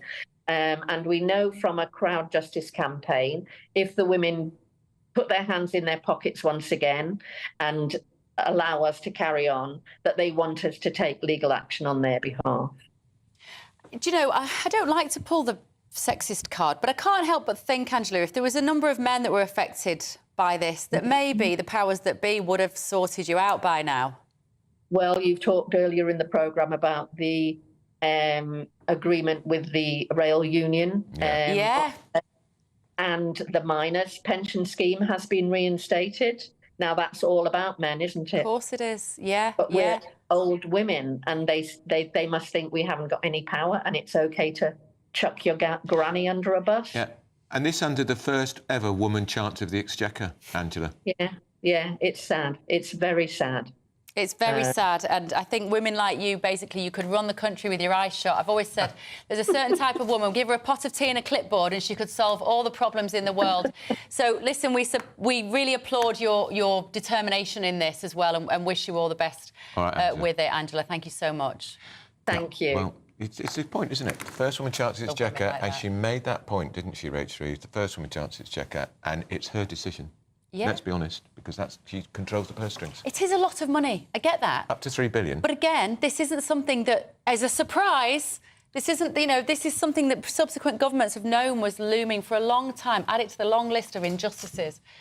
Right, moving on at GB News. We'd love to hear what you think, and every day we'll be running our poll of the day. Today we're asking, do you agree with the government's decision not to compensate women against state pension inequalities? We'll bring you the live results throughout the day. So make sure you stay tuned. Final result will be announced, of course, during Martin Daubeney's show. I've got a suspicion how that result will be. For all our latest polls and news to how to vote, just go to gbnews.com/poll. Up next, to find out which household appliance being warned are a big danger. I don't know what that is. I don't know that either. Intriguing. I'll stay watching. You're Don't go anywhere. Newsroom.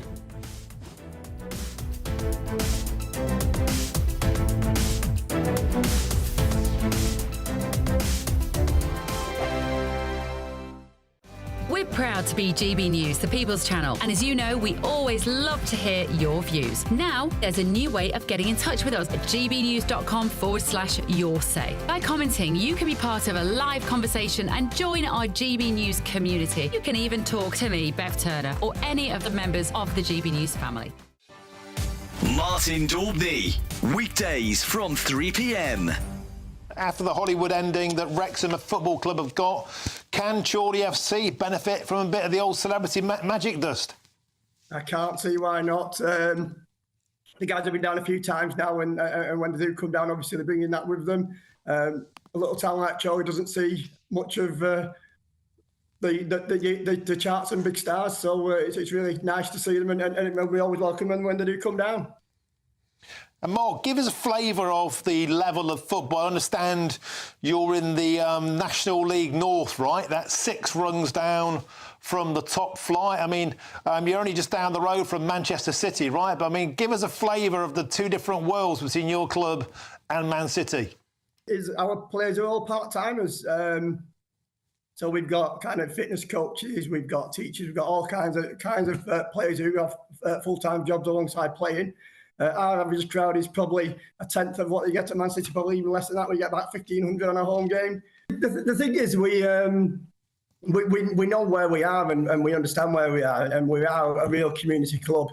Tonight, I'm ready now. I'm off to Marine, so off over to Merseyside.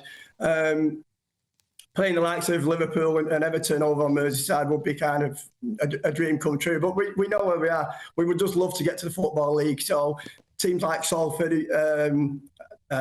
Stockport County were in our division a couple of years ago, all flying now in the Football League.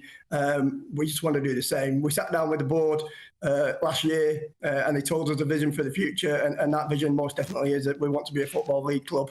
When we went to the Premier League, I know the boys have been saying that they 30 years will be in the Premier League and winning it. Well, let's hope we are, and let's hope I'm still around to see that. GB News, the People's Channel. I'm Christopher Hope. From pop stars to politicians, I'll interview anybody in a pub who's got a political opinion. Join me every Friday on Spotify, Apple Podcasts, YouTube or gbnews.com, or wherever you get your podcasts. This is GB News, the People's Channel. the GB Newsroom, we bring you the news as it happens. With our team of dedicated journalists across the UK, we're ready to keep you up to date with what's happening every half an hour, every single day. Bulletins here on GB News, the People's Channel, Britain's news channel.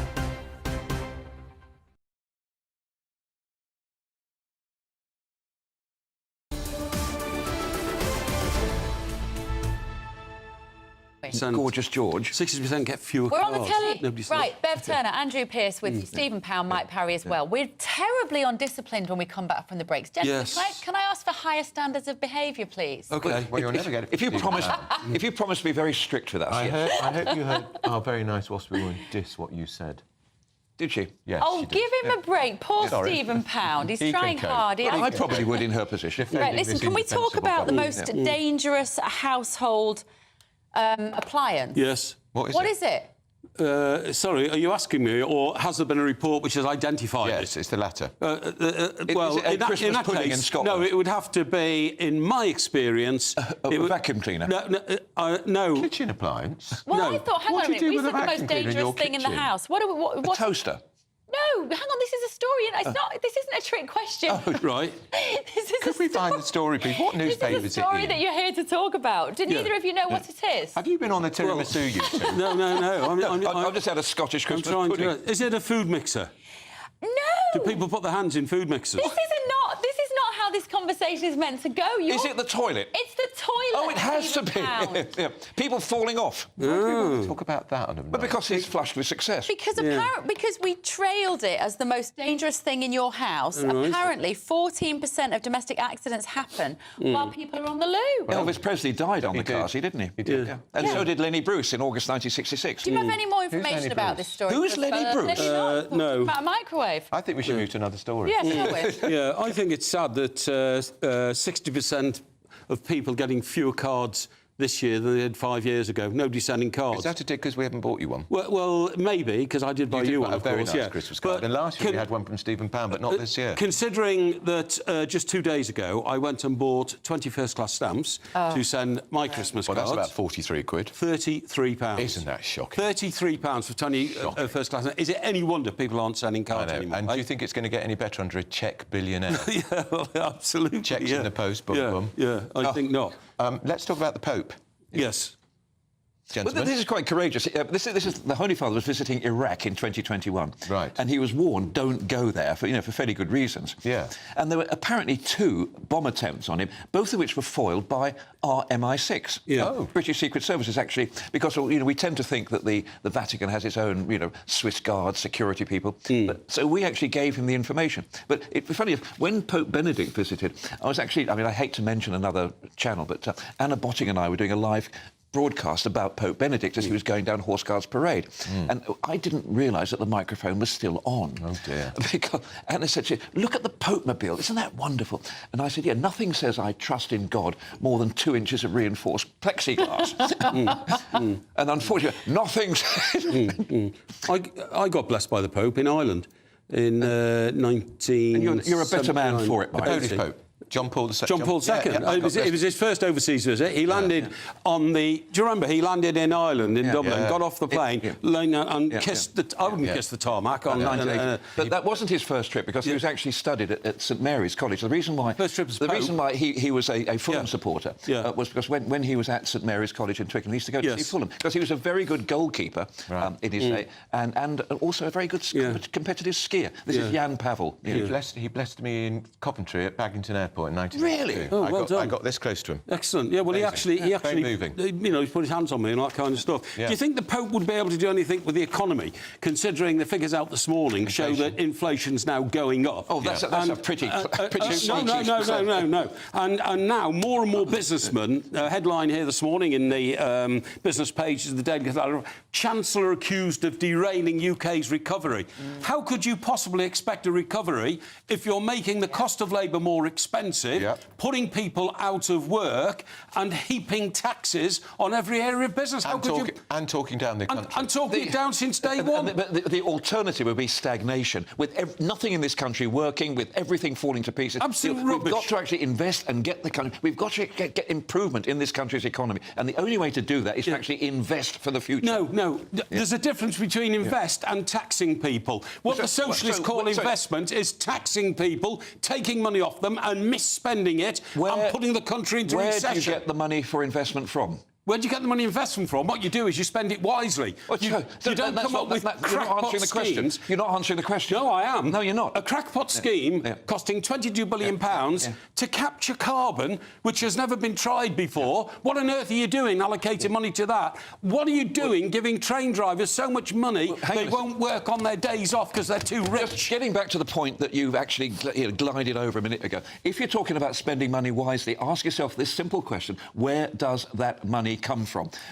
Spend wise, it comes from taxation. I'll say 534 million, which we're sending to 10 farm projects in Africa, Asia and South America. Outrageous. Whilst attacking our own farmers in this country here. And also, Stephen... That's a start, isn't it? Surely the basic premise is that Keir Starmer is turning towards Europe again. We know that because he keeps flying there. But he's not a fool, that's why. Sorry? He's no idiot, that's why. Well, he is an idiot because... Our biggest trading partner. Hang on. Yeah. If he actually attached himself to the American economy, the American economy is going to grow at an average of about 6% over the next 5 years, whereas the economy in this country will recede. Why would the American economy want to link itself to this country? What have we got that America wants? Tell me. Well, I can tell you something. Elon Musk... But just tell me what we make here that they want in America. No, it's not a question of what we make here. It's a question of... I'm sorry, you've just said link ourselves to the American economy. What I'm saying is we should go to Trump... Tringle golf sweaters and whiskey, that's it. No. If you do start properly investing in the economy by lowering taxes and starting to produce things on the American model, that's the way you make the country... What would we make in an ideal world? What would we make? It's not a question of what we make manufacturing-wise. JCB are one of the finest engineering firms in the world. They are the third. They are the third biggest in the world now. And I agree that they are in terms of earth. Brilliant company. And what about our financial services sector? It is the envy of the world. And America want more and more of it. Hang on a second. America has Caterpillar. Caterpillar sells more than JCB in America. Listen, I just want to, talking of heavy infrastructure, Eddie That's Stobart... an incredible link. Eddie Stobart has died. It's not a funny story. No. He's died. He was 95 years old, which was a good run by any definition. Eddie Stobart, of course, haulage company, born in the 1940s, and of course has those distinctive trucks that go down the road, each with their own name. The green and the red. It's very interesting. The Eddie Stobart you're talking about was the Eddie Stobart Senior.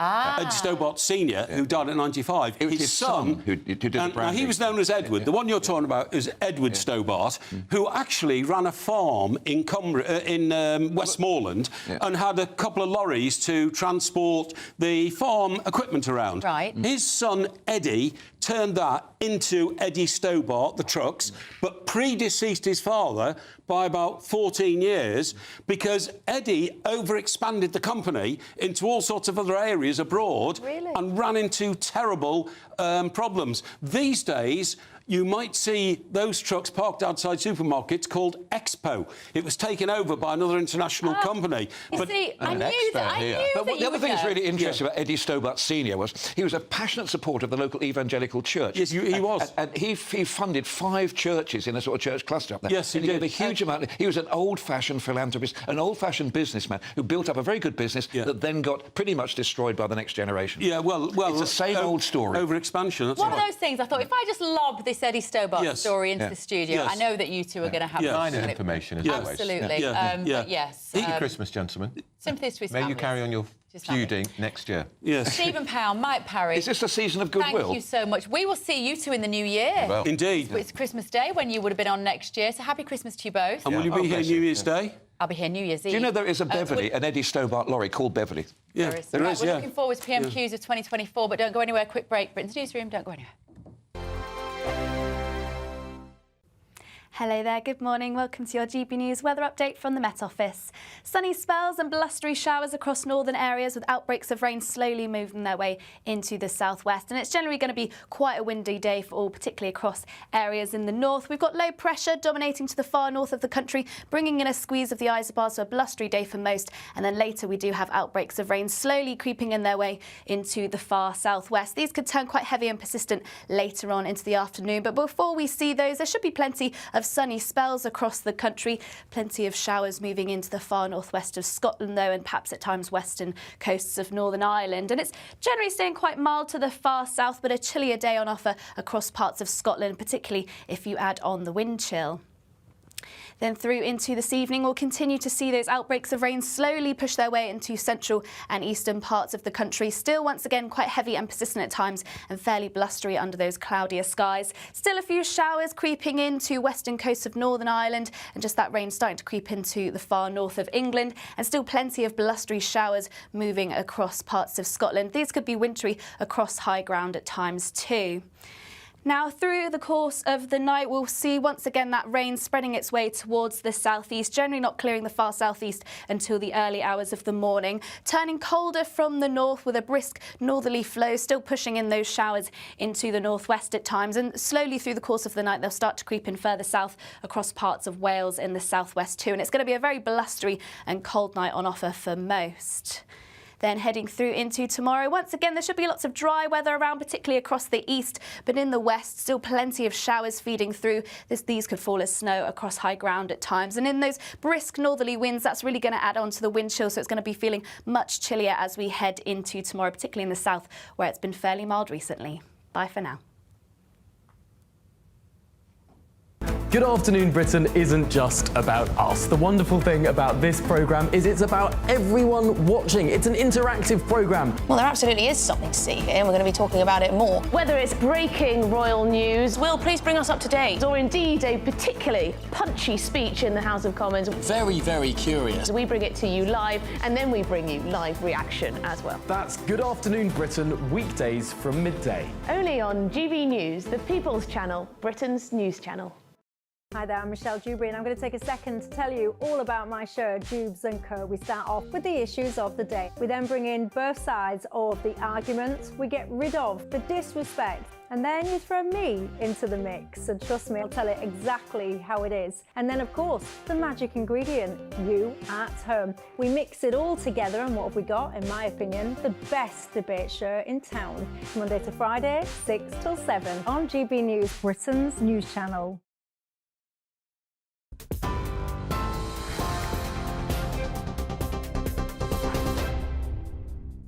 A very good morning to you. It's 34 minutes past 11. Your top stories from the GB Newsroom.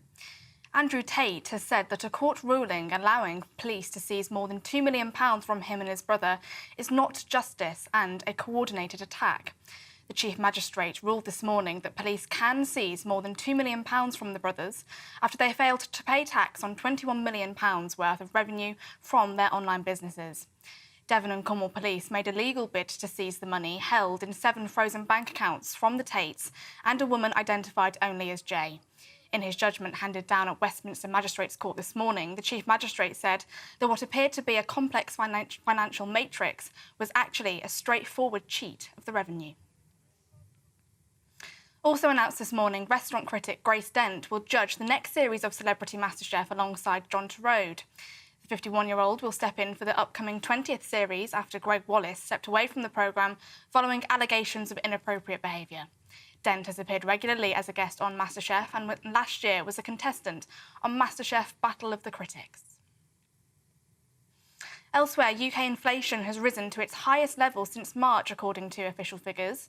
The Office for National Statistics said inflation rose to 2.6% in November, up from 2.3% the previous month.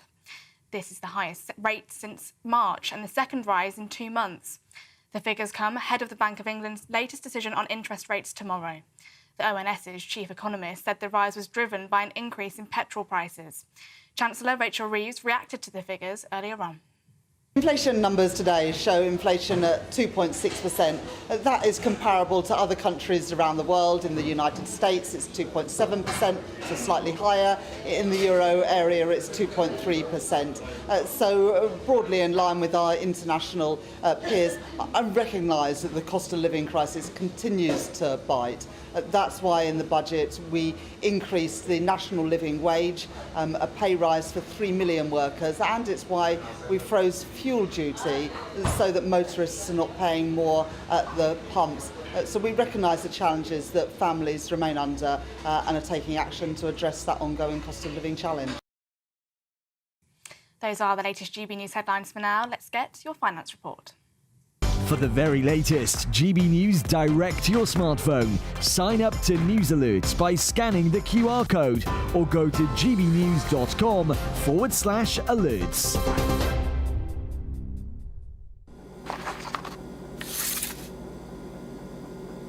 Crash Law 24 sponsors the GB News Finance Report. Here's a quick snapshot of today's markets. The pound will buy you $1.2719 and €1.2113. The price of gold is £2,082.85 per ounce, and the FTSE 100 is at 8,213 points. Crash Law 24 sponsors the GB News Finance Report.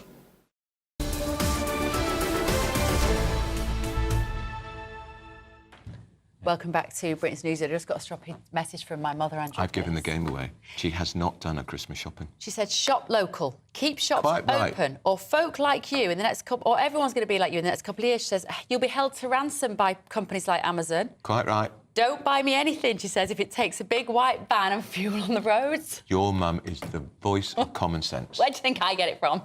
Right, Well, during not her. Advent. She's right. During She is. Advent. We are counting down to Christmas Day. We're hearing from church ministers across the country. I love these. Every day they've got a special message for you to celebrate the festive season. Here you go. The GB News Advent Calendar, Day 18. Hi, I'm Richard England, Vicar of Crofton Parish. I wonder how good you are at asking for help. Some of us find it quite hard. We take pride in doing things ourselves, even if it takes longer or proves unsuccessful. Asking for help seems like weakness. The Christmas story, though, is God coming to help us, to redeem us and our world from the mess that we've got ourselves into. But in order to acknowledge that, to recognize that, it means we have to be honest that we might need help. Christmas Story says that help is here and hope has come, but it offers us a question and a challenge. Are we willing to ask for the help that we have been given?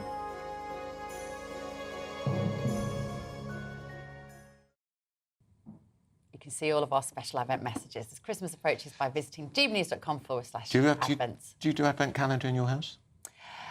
I know your children are too old for it now, I suppose. Well, they like one with a chocolate in it. Of course. They think it's hilarious that we used to open a little door to see a picture. The excitement, though, around a picture. Did you get a manger? Did Yeah, you it was get building the star? up. And you got the baby on the 25th. She was like, the kids are like, a picture? What was the thrill in looking at a picture? Did it move? I said, no, it's just a picture. It's called the Christmas Story. Right, for the final time this year, Kemi Badenoch and Sir Keir Starmer will face off head-to-head at PMQs live here on GB News. If you're listening on the radio, Keir Starmer's just leaving Number 10, getting in his car for the short drive to Westminster. He could walk, of course, he could do with it, because he's put on a bit of weight, I've noticed. Absolutely true. Andrew! Too much Christmas pud, Prime Minister. Right, so with pensioners denied compensation, inflation rising, farmers threatening to withhold food, it is sure to be an eventful PMQs. So, political correspondent Catherine Force is with us. Catherine, you've seen a lot of him lately. I think he has put on a bit of weight. Haven't you noticed? Since he become PM? It's going to be diplomatic. Do you know, I haven't, but what I would say is I've certainly put on a bit of weight. The schedule in Norway and Estonia was absolutely insane. Up at 4 o'clock your time, 12 hours, minute by minute, here, there and everywhere. Of course, he's come in for a huge amount of criticism. But he is back from his final foreign trip for his final Prime Minister's questions today. And really, Kemi Badenoch, well, I think she's going to be spoilt for choice, isn't she? Because, of course, we've had those inflation figures this morning, inflation heading in the wrong direction, up to 2.6% from 2.3% last month. It's gone up 2 months in a row now. It's the highest level since March, so that's not great. Then, of course, there's the WASPy women crying betrayal when the government have said, yes, we understand your concerns, but no, we're not going to give you any money. And of course, when they were in opposition, we saw many of the now government, the Prime Minister, the Chancellor, the Deputy Prime Minister, even Liz Kendall, the Work and Pension Secretary, who made the announcement in Parliament yesterday, saying that, yes, of course, the WASPy women must get compensation. But now the government saying they simply cannot afford that 10.5 billion potentially that it could be. Then you've got the Chagos Islands, a new PM in Mauritius saying that the deal that the government have signed is not good enough, wants to revisit that. Donald Trump is probably going to take a dim view of that as well, and the farmers. But I don't know what Kemi Badenoch will actually go on. Now, we don't have long to find out. But last week, we had the extraordinary sight of hundreds of tractors in Westminster, and yet the leader of the opposition chose to put all her 6 questions on immigration. It was a bad call. It was a bad call, Catherine, wasn't it? Well, it just seemed really bizarre because we were sitting in the House of Commons and we'd all crossed hundreds of farmers. You know, the scenes in Westminster last Wednesday were quite extraordinary.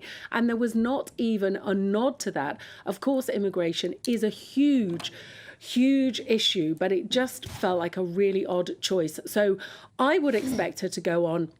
Perhaps the PM's jet setting, perhaps inflation, WASPy's definitely Chagos. But what she will actually go on, well, we'll see in about 15 minutes.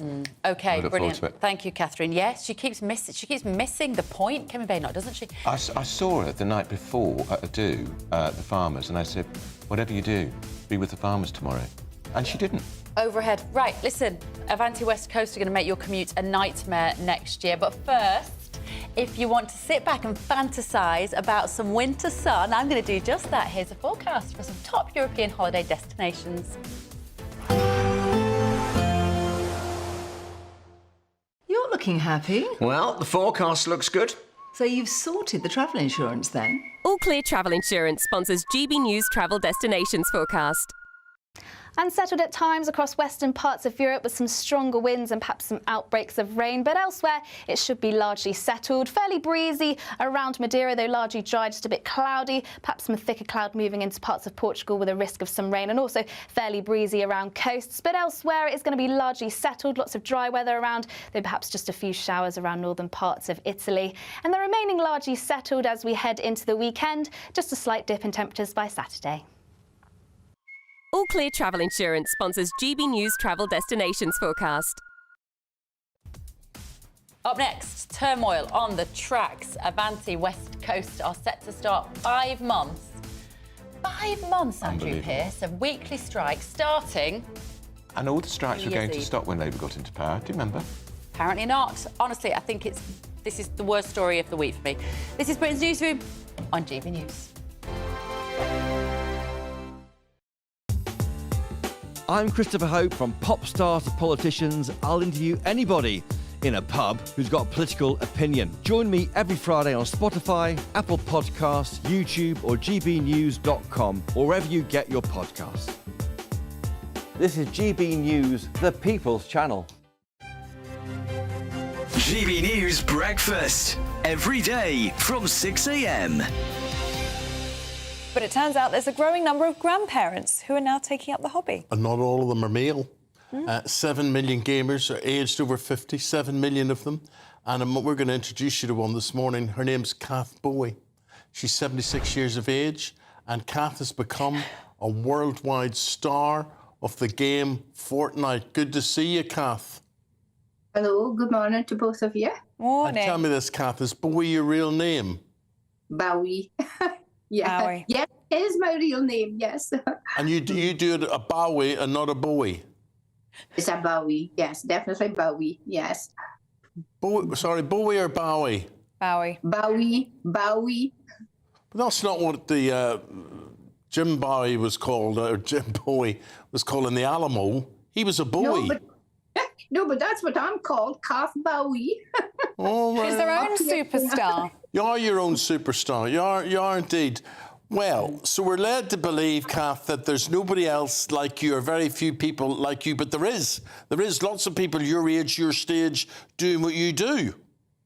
Yes, there's not a lot that streams. Okay, Fortnite, but there's definitely plenty that plays. Any game, you know what I mean? It doesn't have to be Fortnite. It can be any game. So, Kath, how did you get started in all of this? Oh, yeah, well, it's 7 years ago, actually. I walked into my teenage grandson's bedroom and just saw him playing what I now know, of course, and what I play is Fortnite. And that was the very first week that Epic had released it. And it was just really love at first sight. GB News, the People's Channel. Every Saturday, 10 till 12, we'll bring you all of the news that you need to know. We'll also remind you that there is so much to smile about. It's my favourite time of the week. I get to relax, enjoy some light-hearted stories, and let Ellie teach me about fashion too. That's Saturday Morning Live, every Saturday, 10 till 12. Only on GB News, Britain's news channel. Join me, Nana Akwe, for an informative, interactive news programme with a difference. It's fun. No, he didn't say that, Dave. I'm so surprised. I think there's an element of truth to that. Join me from 3 p.m. every weekend, only on GB News, Britain's news channel.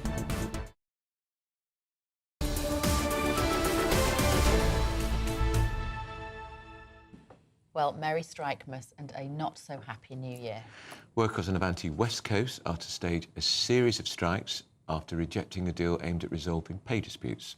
Well, joining us now is travel correspondent at The Independent, Simon Calder. Simon, I thought when Labour got into power, all of these strikes were going to end with the train drivers particularly. This is infuriating for people who just want to get around a New Year's Eve. That feels cruel.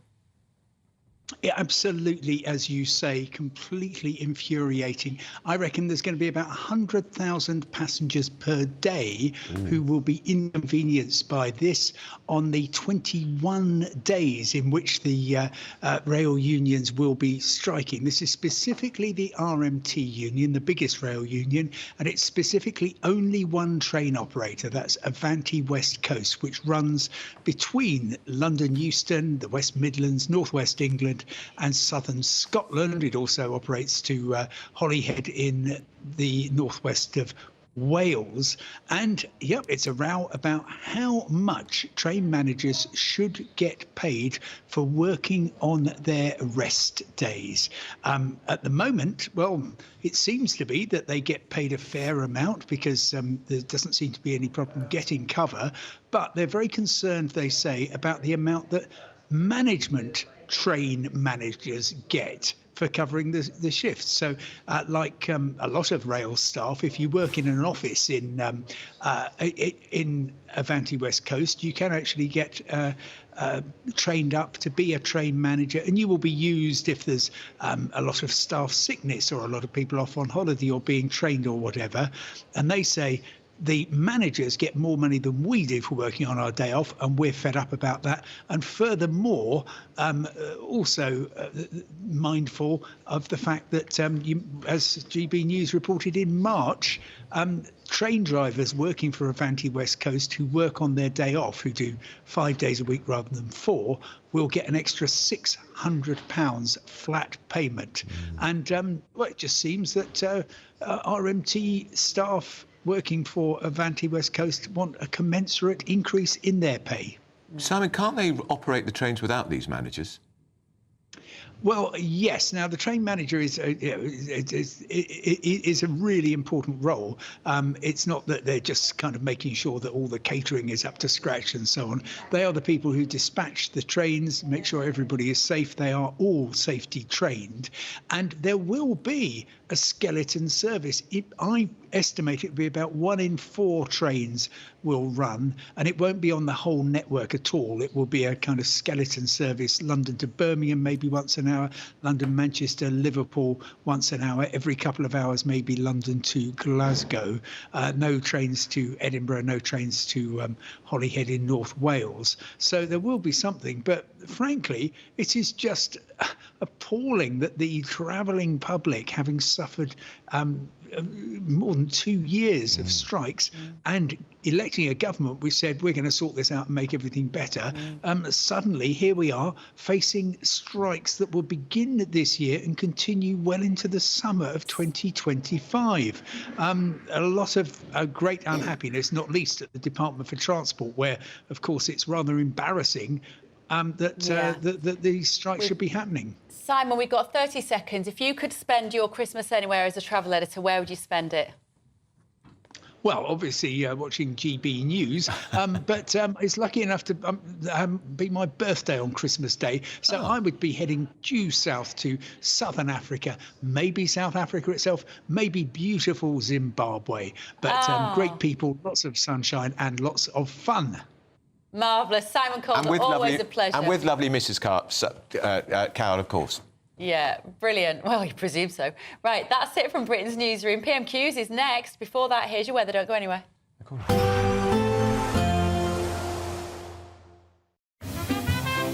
Heavy showers first thing will be followed by a warm, cosy day.